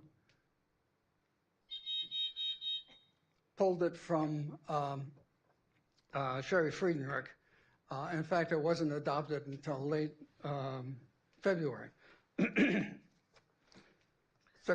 Last 2 points. The individuals that the supervisors put in charge, have no credentials, certainly not the level of credentials that Sherry Friedenreich has. And in fact, the interim CEO was the CFO when Andrew Doe took off with about $10 million. Finally, the folks that analyzed the root causes of the bankruptcy and decided to implement changes selected the approach of 2 oversight committees, Audit Committee, Treasury Committee. This structure has served the county well for 30 years, and there is no compelling reason that it was changed at the end of December. So thank you. And thanks for taking the time on this issue. Thank you. We appreciate your comments, both you and Francine. Mr. Carlson, if you could stay afterwards too. We might have some questions for you. Okay, thank you. At this time, we're going to have our good Dean West, and he's going to give us more. Do you have a PowerPoint presentation? Okay, so this is just an oral conversation. Yes, okay. Yeah, his talking points are in your red folder, though. Okay. President Williams, Dr. Bean, Superintendent of Schools, I really appreciate the opportunity. I did put together just kind of a summary of how we've dealt with and interacted with county government, County of Orange, through this process. And on December 17th, the Orange County Treasurer Tax Collector notified us that the Orange County Board of Supervisors had removed from the agenda an annual approval of investment policy statement and the delegation of investment authority for the Treasurer Tax Collector. And she offered to have a meeting to discuss the matter. So Dr. Bean and I met over Zoom with the Treasurer Tax Collector, Sherry Friedenrich, and Dana Schultz, the Assistant Treasurer Tax Collector.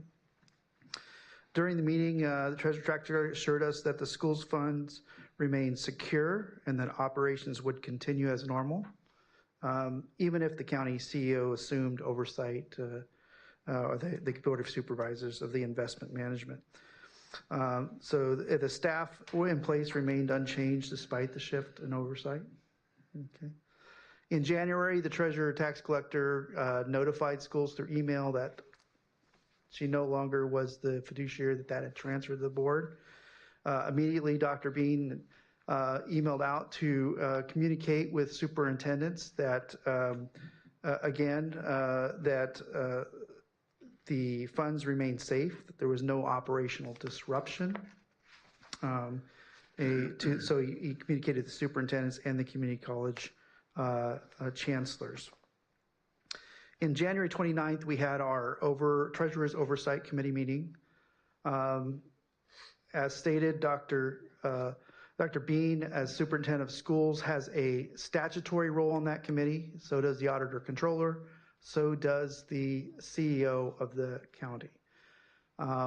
That's under code. There's 4 active public members. The chair and the former chair from 23 and 24 are one of those active members. As you can see, school board members have been represented on that. Previously, a community college member was represented on that public member, not part of the statutory. The statutory members have a designee, so when the CEO is not there, the CFO can come, and when Dr. Bean's not there, I'm the designee. Also designated in your investment policy statement for this board related to reviewing investment reports as well, which for the 8 years I've been here at the department. So that's the statutory role. The 2 items that came up during that time was the change in talk and a letter that we got that the chair had received from the county council regarding, to address their issues in 2024 and wrap up their work. That caused for a lot of communication around related to why is it that you've not had the delegation. The second item was the annual report that was at that meeting, and that annual report is normally talking about what the committee had done for that year.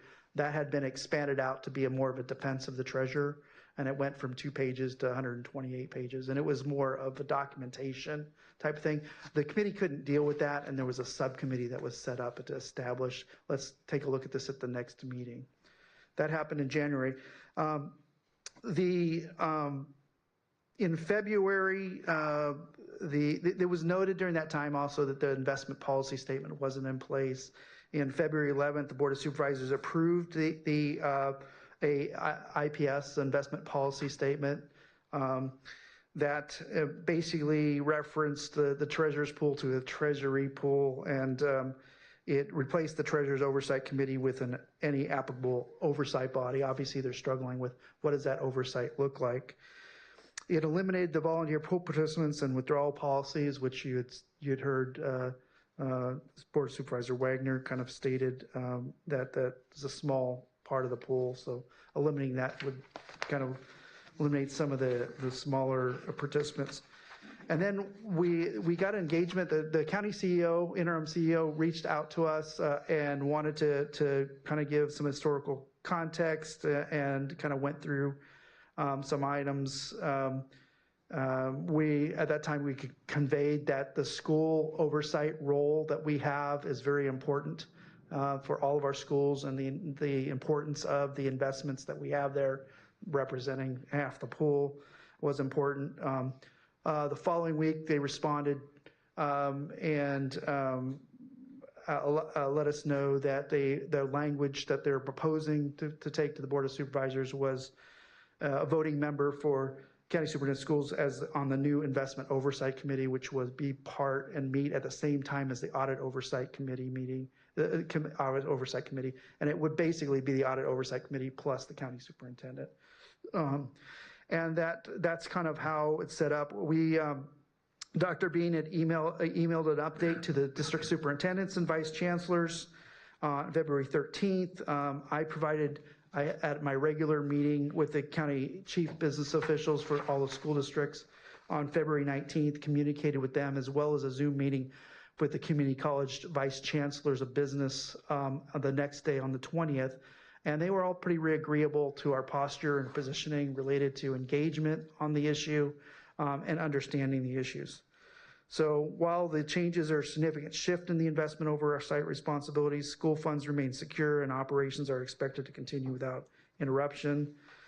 As you can see, there's a lot of professional engagement that we have with county government. And my division does a lot of that work, but we work with many different offices over there, and we, just as like we're always trying to work with schools and work with this, our agency and other agencies. So we do a lot of that work.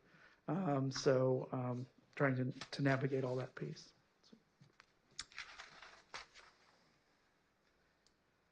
That's all I have for my 5-minute report. Okay. You did great.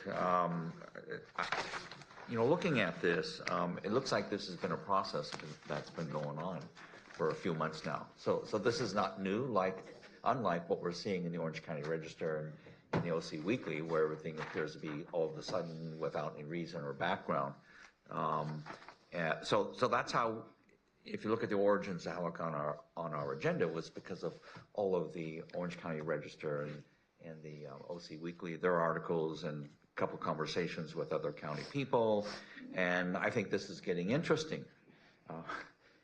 We heard from Francine and Mr. Carlson, their perspective. We don't want to go into the weeds of the HR issue. That's not what we're here for. I think originally when Mary and I talked about this, and I talked with Dr. Bean and Greg, it was just to show that we had an interest and that this was a sign of transparency that other school districts can look at. Apparently, we've already had that communication. We weren't aware of that until just recently. So that is good. So I'm not sure where we want to go as a board. I certainly don't want to get into that political theater, but I would love to hear your thoughts on what we should do and where we should go. I mean, I love that we just had tonight that we had Dean give us a 5-minute presentation. Thank you. And that we had wonderful public comment with experience. And so I think just the transparency of sharing this information with the public is very important. I'm not sure that we have a role beyond that. I think that that's above us, or that lies with others. I think for you guys to be on the committee and keep us informed, I think is what's most important, is that our constituents in the County of Orange knows what's going on, so it's not just what they're reading in the Register or in Voice of OC or something that might not be portraying. So I think if we have it maybe on our agenda every month to update the public as to what's going on, and if something happens in between, to have a press release or something, just so that we show complete transparency and don't surprise anyone with what is going on financially in the county, since we do have a big stake of education money there. Look to the right, left. There was a public comment tonight, and I don't know if it was Mr. Carlson or Francine, but I thought someone said that it was that taking that role from Sherry, what's her last name? Friedenreich. Away was, political. And I guess my immediate reaction to that is it doesn't seem political to me because our Board of Supervisors is clearly very mixed with, both political parties represented. I've met Chairman Wagner many times. He seems like a really reasonable guy to me. And if all 5 supervisors were alarmed by what they saw, that strikes me as being something that not political and something that they saw that was, seemingly justified. I know Chairman Wagner mentioned that they found uncashed tax property checks sitting in desks. Sounded like more than one that had not been cashed for 6 to 8 months. He mentioned that was a constituent's check. Any one of us could have sent that check in and it was just sitting there uncashed. I don't know. The implication was some level of malfeasance. I don't want to use that word, lightly. He didn't say that. But there was enough there for 5 supervisors to vote the same way. So I don't see anything wrong with the Board of Supervisors taking over that responsibility. Well, I echo Mary's comments in that I think that we're showing that we are paying attention to what's happening and just, I think that we need to just stay in our lane. And I like the idea of Dean, you coming and updating us monthly, just briefly, of kind of, the nuts and bolts of what's happening, just so we can show the public that we're, things are moving along, we're not being impacted negatively and so forth. And I think that's the lane we stay in on the whole issue. I agree. Hypothetically, I'm not saying we want to do this, but hypothetically, is there a plan B of a fund where our money gets invested and put? Is this the only game in town? It sounds like it's the only game in town. We have to put our money there, is what we were told. I think it goes straight there from the state. I don't even think, I So think that's we it. take it when we need it, but I think it goes directly there. Is my understanding? The surplus monies can be invested at certain points in time. You have that flexibility in your policy, to send $75 million to LAIF. LAIF is the local agency investment fund. It's what cities use. So they don't have the benefit of being a mandatory capture, what was called a participant within the treasury pool. So they use that overnight like a local city would use. That's why they can close down the voluntary participants pool and they have somewhere to go. So it's not like there isn't other pools. There's insurance pools. So when you have claims, you're self-insured and you want to keep money out to match the set aside for premiums, you can invest that. So the policies of local governments are that you can invest it sometimes in different locations depending on the style of the character of the money or what it's being used for. But really you're investing in all the same things, right? So it's a really boring investment to just be able to invest in U.S. securities, right? It really, and it's meant to be very boring.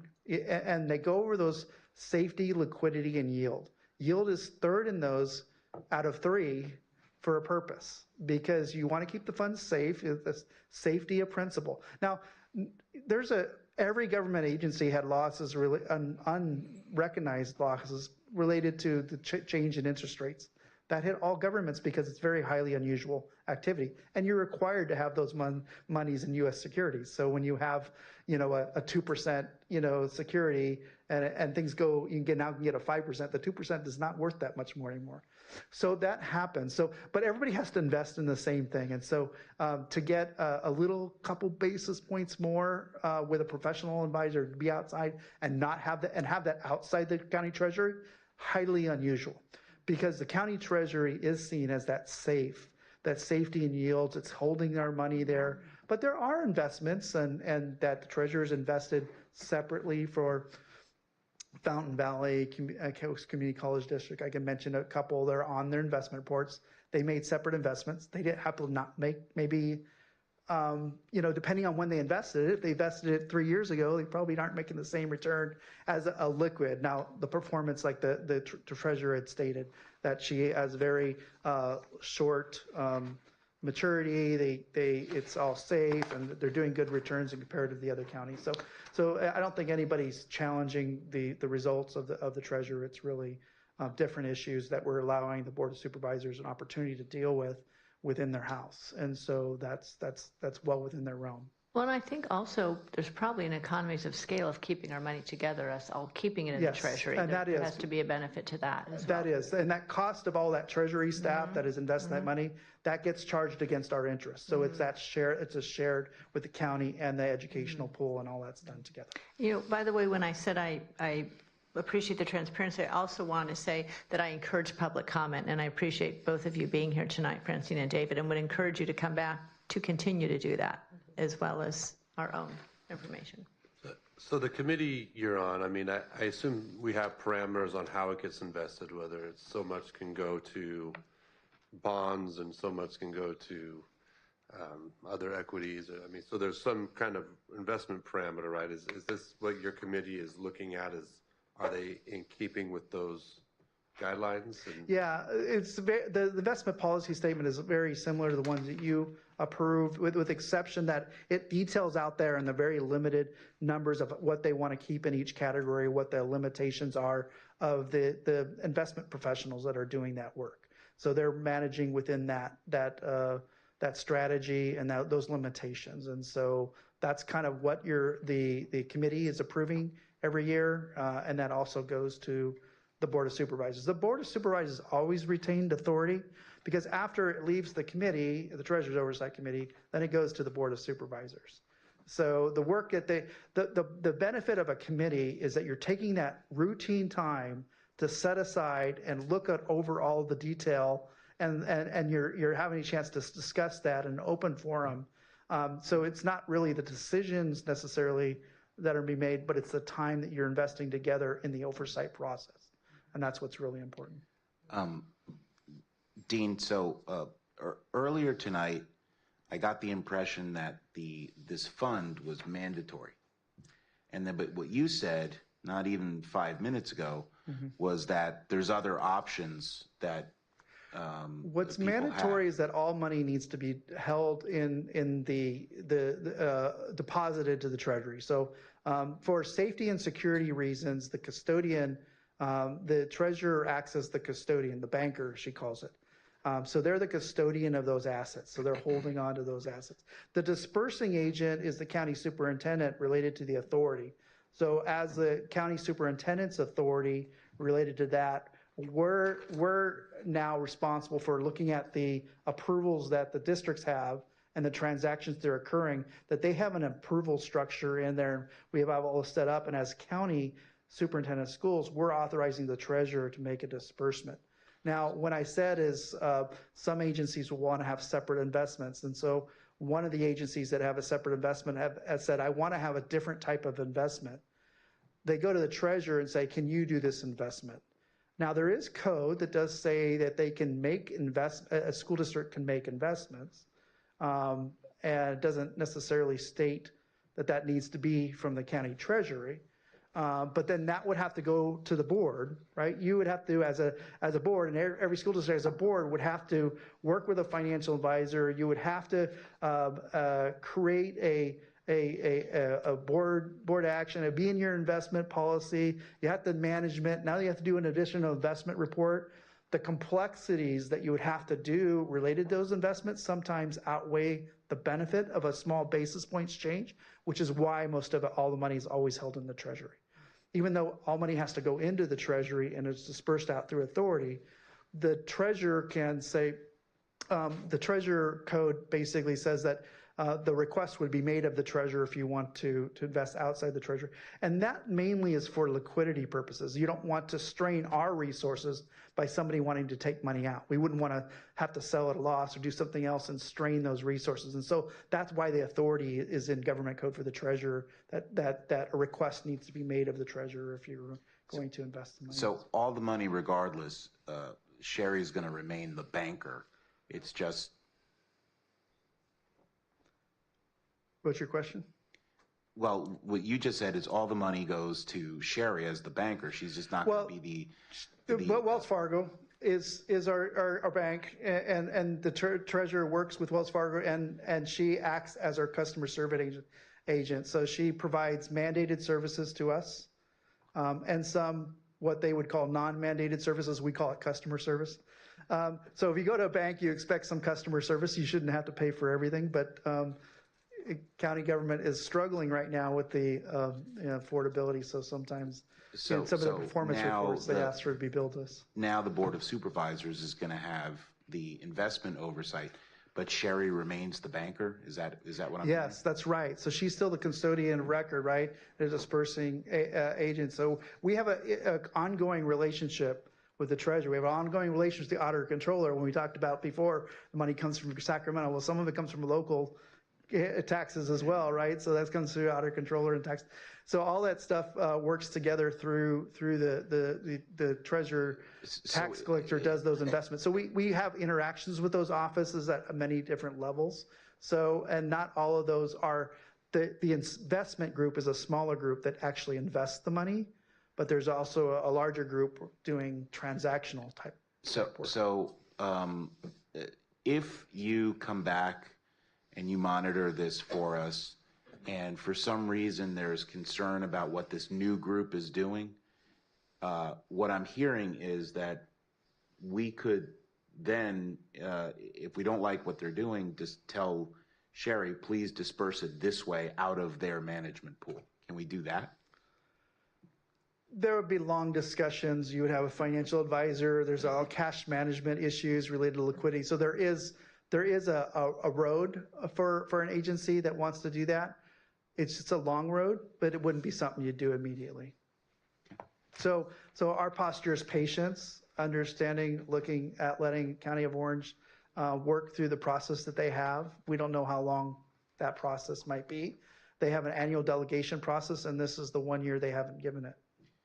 But you'll come back and tell us if you see any red flags. Yes, I think we would. Yeah. Okay. So the process with our department, we still have somebody at the table. We have the superintendent, and you represent him there. He can't be there all the time.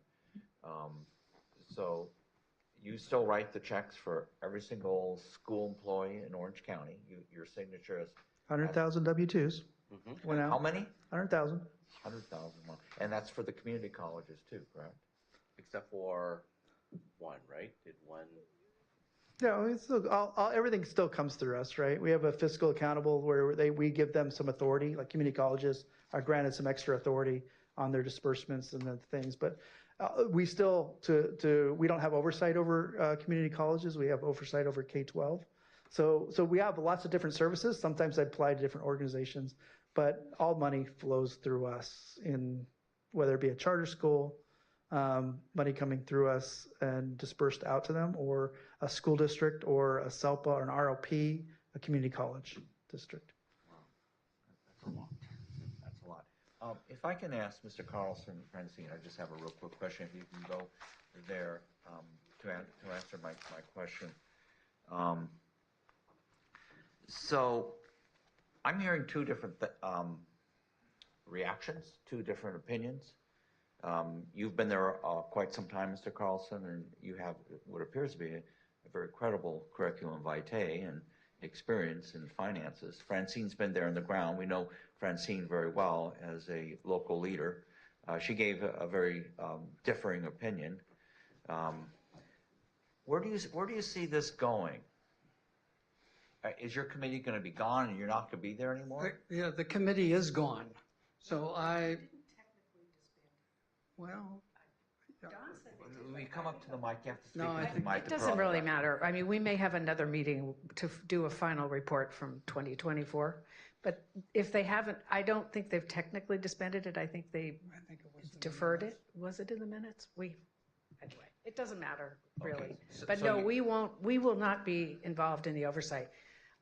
I'm not sure I was clear about something. I think the pieces that that the schools need to be sure of is that whoever is taking the investment authority, because we don't know who that is yet, that they are well qualified as the person that's been doing the investments for the last 14 years. Because it is a different function than managing budgets or being a public policy wonk. It's a really different function. It's specialized skills. And then, so that person has to be qualified, and they need to be really careful on who's on this oversight committee, and who. I'm very concerned about just blending it with the audit oversight, and you may want to speak to that, because first of all, because their plate is already so full, and second, that you have it's a specialized look, and that's my point of view. Okay, so you're on the TOC, the Treasury Oversight Committee. That's it may or may not be disbanded at this moment. Yeah, It I may sounds like set it the will record be. for the shortest chairmanship of a public committee. Okay. One meeting. But I wanted to make just one other point.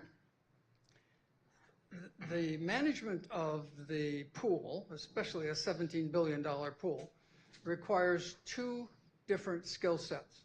One is strategic and one is operational, transactional.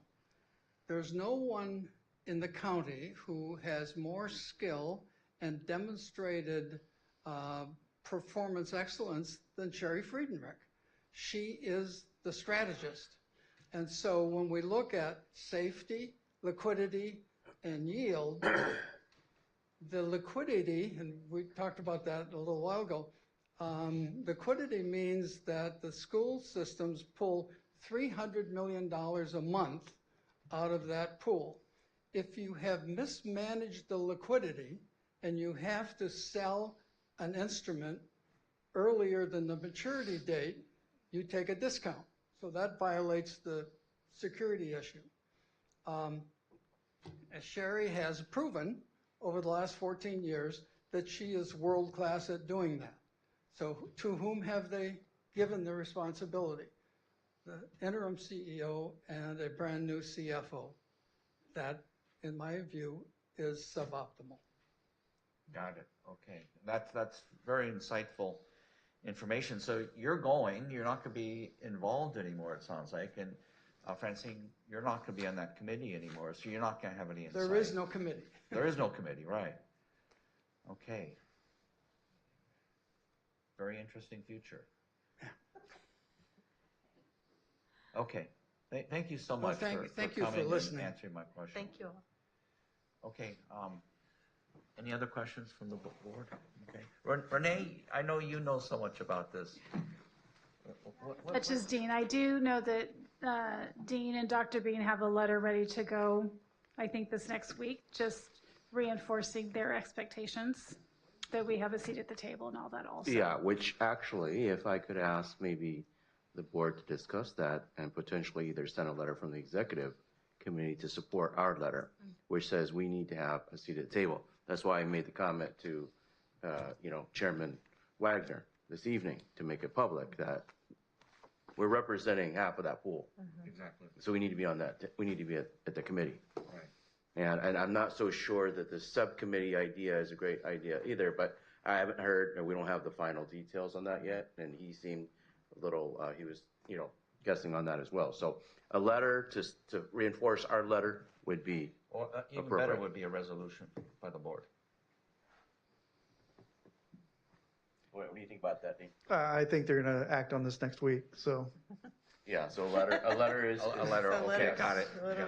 But I will say, the CEO's recommendation is the county superintendent have a voting seat on that board. So it's not a departure. We're not concerned that that's not where they're having. We don't know what the Board of Supervisors or the reason to delay it for 2 weeks just to get more input. And so there's no reason we can't give them more input. It's just a matter of, I think right now, that's what the recommendation from the interim CEO is. Okay, so if you need a letter, just create it. Yeah, and well, we do have it. our letter, so we Okay. can share it with you guys, and you guys can create a letter as well. Okay. Yeah. Very good. Okay, I think we've beaten this horse to death. It's been a very enlightening conversation. Thank you, Dean, so much for that. Okay, moving on with our agenda item. We're now on information items. Renee? Yes, we did want to discuss the Memorial Day essay contest and see the boards, whether they would like to do that again. It's always a great event for all of us. And so, but it does cause contributions from not only the board, but our cabinet also contributes. But we would need to start that process in this next month. So just the will of the board, if that's something they'd like to do. And then also if there was any volunteers for rating the essays. We've been doing this for how many years now? Quite a while. I can't, I'm getting older. It seems like a couple years, it's probably been 5, 10. It's been more than 5 because I've been here. I think 10 maybe. Yeah. I think we have 9th annual. Yeah, 7 at least. Is it 9 years? Because we've done it every year. Yeah. I still like to see it. I think it's such a great show of the passion of American students, their love for our Constitution, the love for the nation, the patriotism. I just love that. The whole entire aspect of those kids coming and dressed in their uniform, that's just very inspirational. So I'd like to continue with it. I would. The students seem to get a lot out of it, right? They do. And I think, because we had additional funds, we expanded the prizes we give. So not everybody gets the top prizes, but, people get little gift cards and stuff like that. But I think it's a great civic experience for the students also. Yep. And so, and it's great to read the story. So, so if any of you would like to volunteer to read the essays, please let me know. I know it takes a lot of time. So, but maybe we can do the final and give you a group so you could do the finalists or something if you don't have time to do the whole thing. That's a good idea. Okay.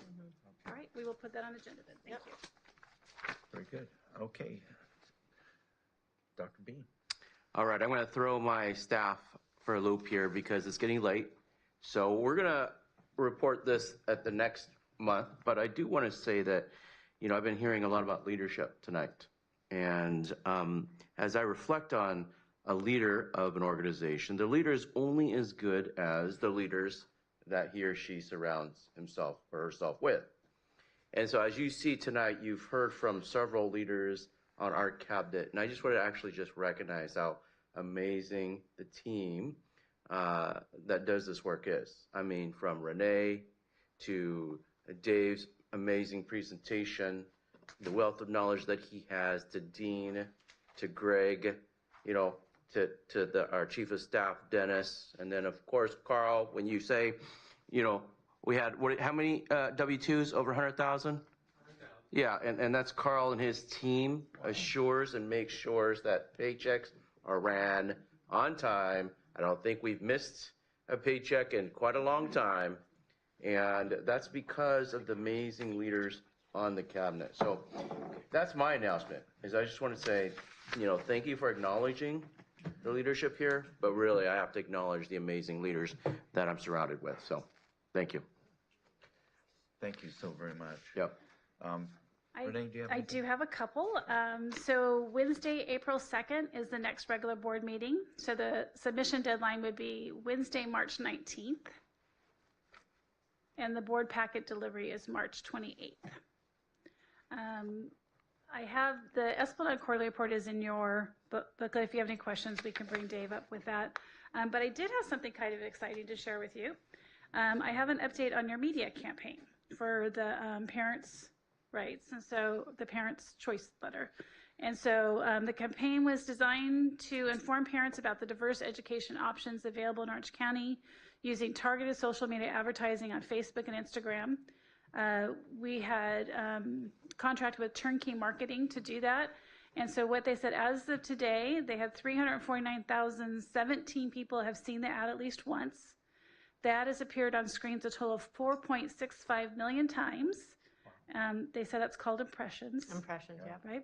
On average, each person has seen the ad about 13 times. This is called frequency, and repeated exposure is key for a message to stick.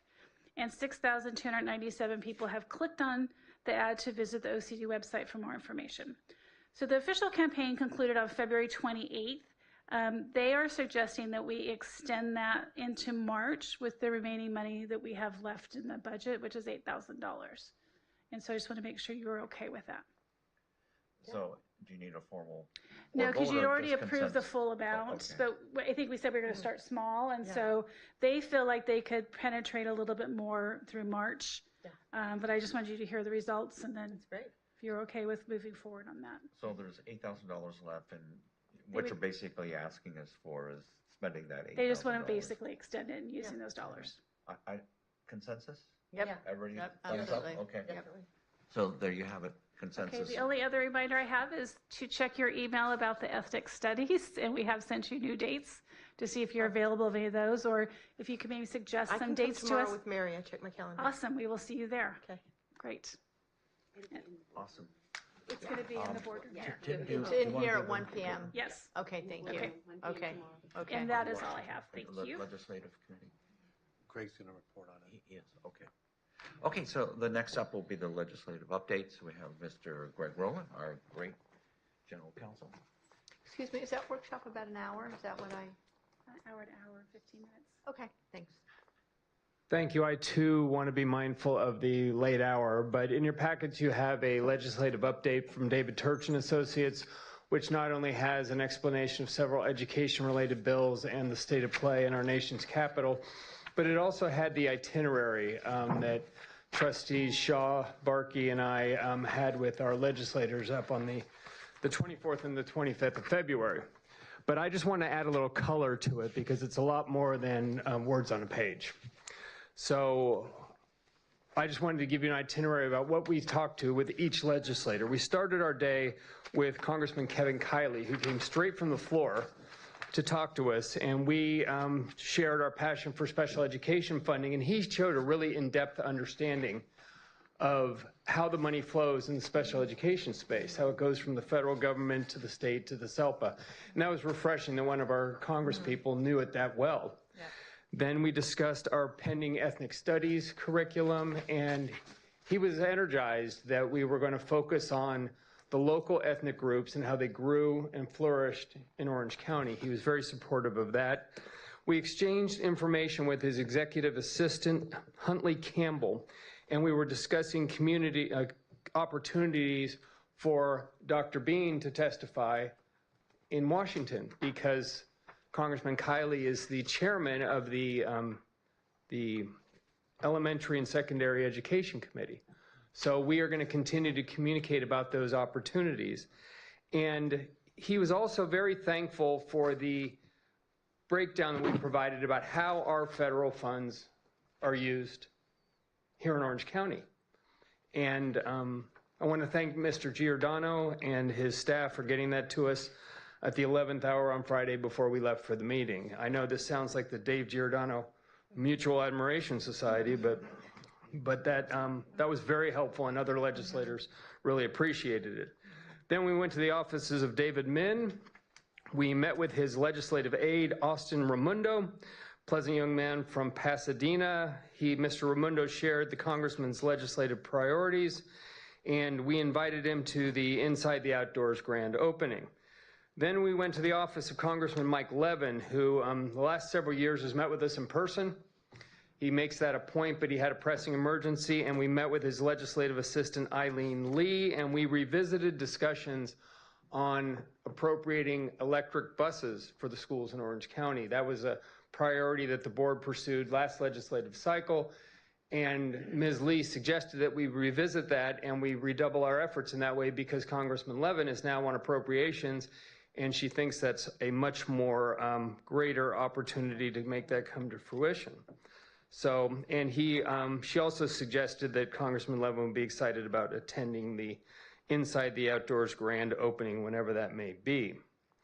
Then we went to the office of Congressman Lou Correa, who was excited and kind of engaged about what we were doing in Orange County. We had wide-ranging discussions about a number of different topics with the congressman's staff. Oh, it was the congressman himself, right? It was, and he even tweeted out Yes. about us on his personal account, on his official account. Talked about extending capital gains, and we discussed how he was mindful about how difficult it was for young families to start and buy a home and flourish in Orange County. And he was expressing his willingness to work across the aisle, and said that the Freedom Caucus is concerned about the national debt, and so is he. So all in all, it was a very good meeting. Then we went to the offices of Senator Alex Padilla, and we met with his legislative aide and education specialist, Andrew Carrillo. And this was unusual because they gave us well over 30 minutes. Sat down with us, brought us to a conference room, well over 30 minutes, and we had a wide-ranging conversation about the imminent or pending or possible closure of the Department of Education. And he took the senator's position is that it will take congressional action to close the department, and he thinks it serves several important functions. But again, they were appreciative of the enlightenment that the federal funding breakdown provided in their discussions, because only 4% of our funding comes from the federal government. And they were surprised by that. Don't forget that he has a master's degree in legislative affairs from the George Washington University Graduate School of Political Management. You know, I put that down, and for some reason, that didn't make it. But and he had the same teacher as Tim. The same teacher as Tim, and they were very close in age. And we also discussed declining enrollment in Orange County and the causes, home affordability, COVID-19, and the recent immigration orders. But the same George Washington graduate applauded our board members for their passion and what they do. So that was the end of the first day, and you should all know that as I was trying to go to sleep, your colleagues, trustees Shaw and Barkey, were writing emails to everybody that we met with, thanking them for their professionalism and their time, and that really reflects well on the board. Our lobbyist is going to follow up with handwritten notes to each of them, but I was awakened by all the emails going back and forth because the board members were working into the wee hours of the evening. And I did also write personal handwritten notes to any congressional person that actually met with us, that took the time to find with us. Like I said, reflects well on the board. The next morning, we met with Congresswoman Young Kim in person and her staff, Chief of Staff Alex Kadelian. We had met with him for several years, and he has a deep interest in what we do at Orange County, as does the Congresswoman. And we discussed several shared interests between the Congresswoman, the board, and the superintendent. Among those were wanting to make the Department of Education more efficient, a focus on science and technology education, right out of the 531 plan, a focus on AI as a tool for our students, again out of the 531 plan, and we discussed that Orange County was a national model for educational options. And she was also excited about our ethnic studies program and attending the Inside the Outdoors grand opening. Then we went to the offices of Senator Schiff. We met with his legislative assistant, Jamie Thompson. We shared the budget breakdown and the Inside the Outdoors program invitation, but most of the discussion was about what Dr. Bean is bringing to the Department of Education and how his focus on career technical education with an inclusion focus, because that also is something that the Senator's office is looking at. So we have found some commonality there, and he asked us to flag any events that they may want to attend. And we also discussed declining enrollment there. Again, as a side note, you should know that for each scheduled visit, we left information about each board member, about the demographics of Orange County education, and Dr. Bean's 531 plan. And again, in light of Dr. Bean's compliments to the staff, I don't want to leave out Ian Hannigan, who prepared all these information, and it really did provide a framework for the discussions. And also, we also left the budget, which they loved that. I mean, Yes. most of them went through it with us, and they just loved the detail. That's, the same thing. It was really made our job very easy. And that was the end of our scheduled visits, and then became the Tim Shaw and Mary Barkey show. Yeah, it was really something. You want your elected official to have energy? They about killed me. We did drop-ins on several Congress people. We just showed up. And that day we put in over 5 miles because Trustee Barkey was tracking our steps. So we put in over 5 miles. We started with the chairman of the Education Committee, Tim Wahlberg, and we met with the Deputy Chief of Staff for Policy, Joanna Brown, and shared Orange County's vision. And as we were doing that, Congressman Wahlberg was on the TV behind us. But that was fun. Then we went to see Congressman Tom McClintock and met with his legislative correspondent, Paxton Wagner, who is just a very impressive young man. And he also shared his vision about the Department of Education, agreeing that it would take congressional action to close it, but believing that we would not lose any funding, because if there was a closure, funding would come through different sources like Health and Human Services, Labor, DOJ, as they had done before President Carter created the department. So that was good to get a different perspective, but it was really comforting nonetheless. And finally, we went to see Congressman Burgess Owens of Utah. And there was a little something for everyone there. Because we show up and they let us in immediately. And they give Tim Shaw a giant bag of BYU wrapped chocolates. They were mint chocolates. They were truffles. They were fancy. It was about 2 pounds of chocolate. Mhm. And I, for some reason, think that's a distant memory in the Shaw household at this point. And I remember Congressman Owens from when he played for the Raiders and the Jets, played safety, and Trustee Barkey had a picture of him with his Super Bowl ring. So we had a little something for everyone. Chief of Staff Lee Lonsbury and Legislative Assistant Cody Rowe were again welcoming and also excited about having Dr. Bean testify before committees on school choice and special education. So we're going to follow up on those things. And again, Trustee Sean Barkey wrote emails into the wee hours of the evening. So that is a quick report. Happy to answer any questions, and Trustees Shaw and Barkey can answer questions. Do you ever want to go back with us? Look at the time. Look at the time. But no, we think it was a productive trip, but it just requires follow-up. I thought that some of our drop-in meetings were actually the most productive. They were really productive. The last one where we got Yeah, Burgess Owens, Chief of Staff, was so welcoming. I mean, when he heard us in the lobby, he came running out and said, "I've got time, come on in," which was, yeah. It was real. That's why we mentioned his name. Maybe he'll get a recognition of some sort. But, yeah, next year. Yeah. Thank you, Greg. Sounds like a very productive meeting. I have to read out the news release at the very end. So any other committee report, board member comments? The only thing I'll mention is Trustee Shaw and I didn't have enough fun coming back Thursday afternoon, so Friday morning we were at Peterson Elementary in Huntington Beach reading to 3 lovely classrooms of second graders for Dr. Seuss Week. I read Sneetches to all of the classes, which they loved, and you did Cat in the Hat? Is that what you did? No, Hop on Pop. Hop on Pop. So we had a great morning, Friday morning in the community. I want to mention Oh, and I'm sorry, Dennis Cole was there as well, and he was reading Charlotte's Web. Yes, so it was a great morning. I will be in Denver for our April 2nd meeting, so don't let me forget to coordinate the fun Zoom. I'll try to Zoom in, so is that okay?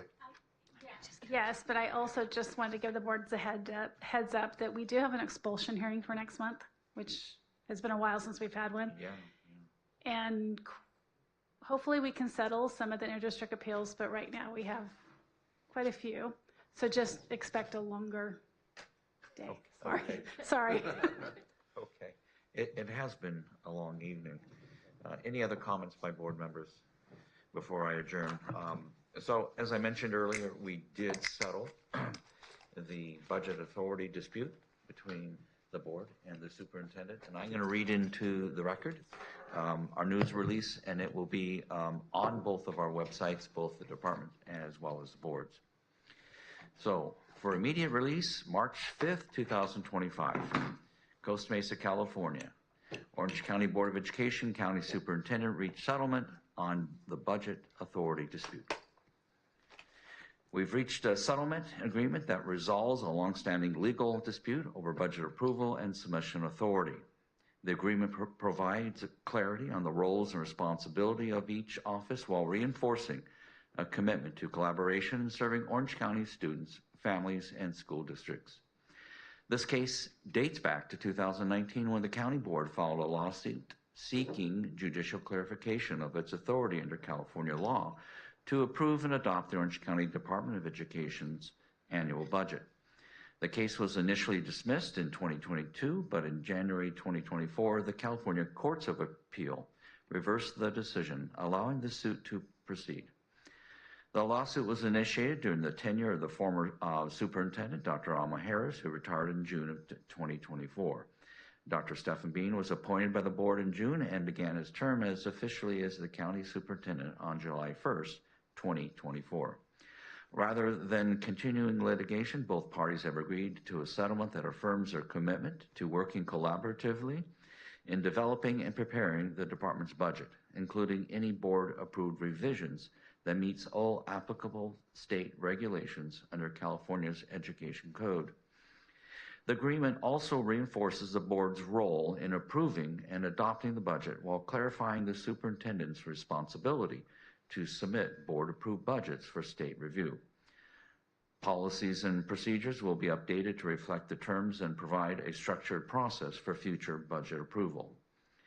This budget resolution provides a framework for collaboration moving forward and ensures that the budget process remains transparent and efficient, says Dr. Ken Williams, President of the Orange County Board of Education. We are committed to working in partnership with the Superintendent's Office to best serve our students, schools, and community. This agreement allows us to focus on what truly matters, supporting our districts and enhancing educational opportunities for every student in Orange County, says Dr. Stephen Bean, Orange County Superintendent of Schools. He continues, by working together, we can continue to provide high-quality programs and services that students, families, and educators rely on.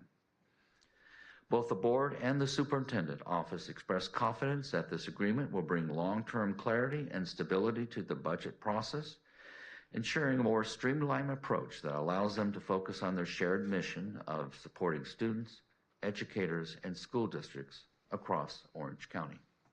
And that's the end. Thank you very much. I have a motion for so moved. Getting us out of here. Great. We're out.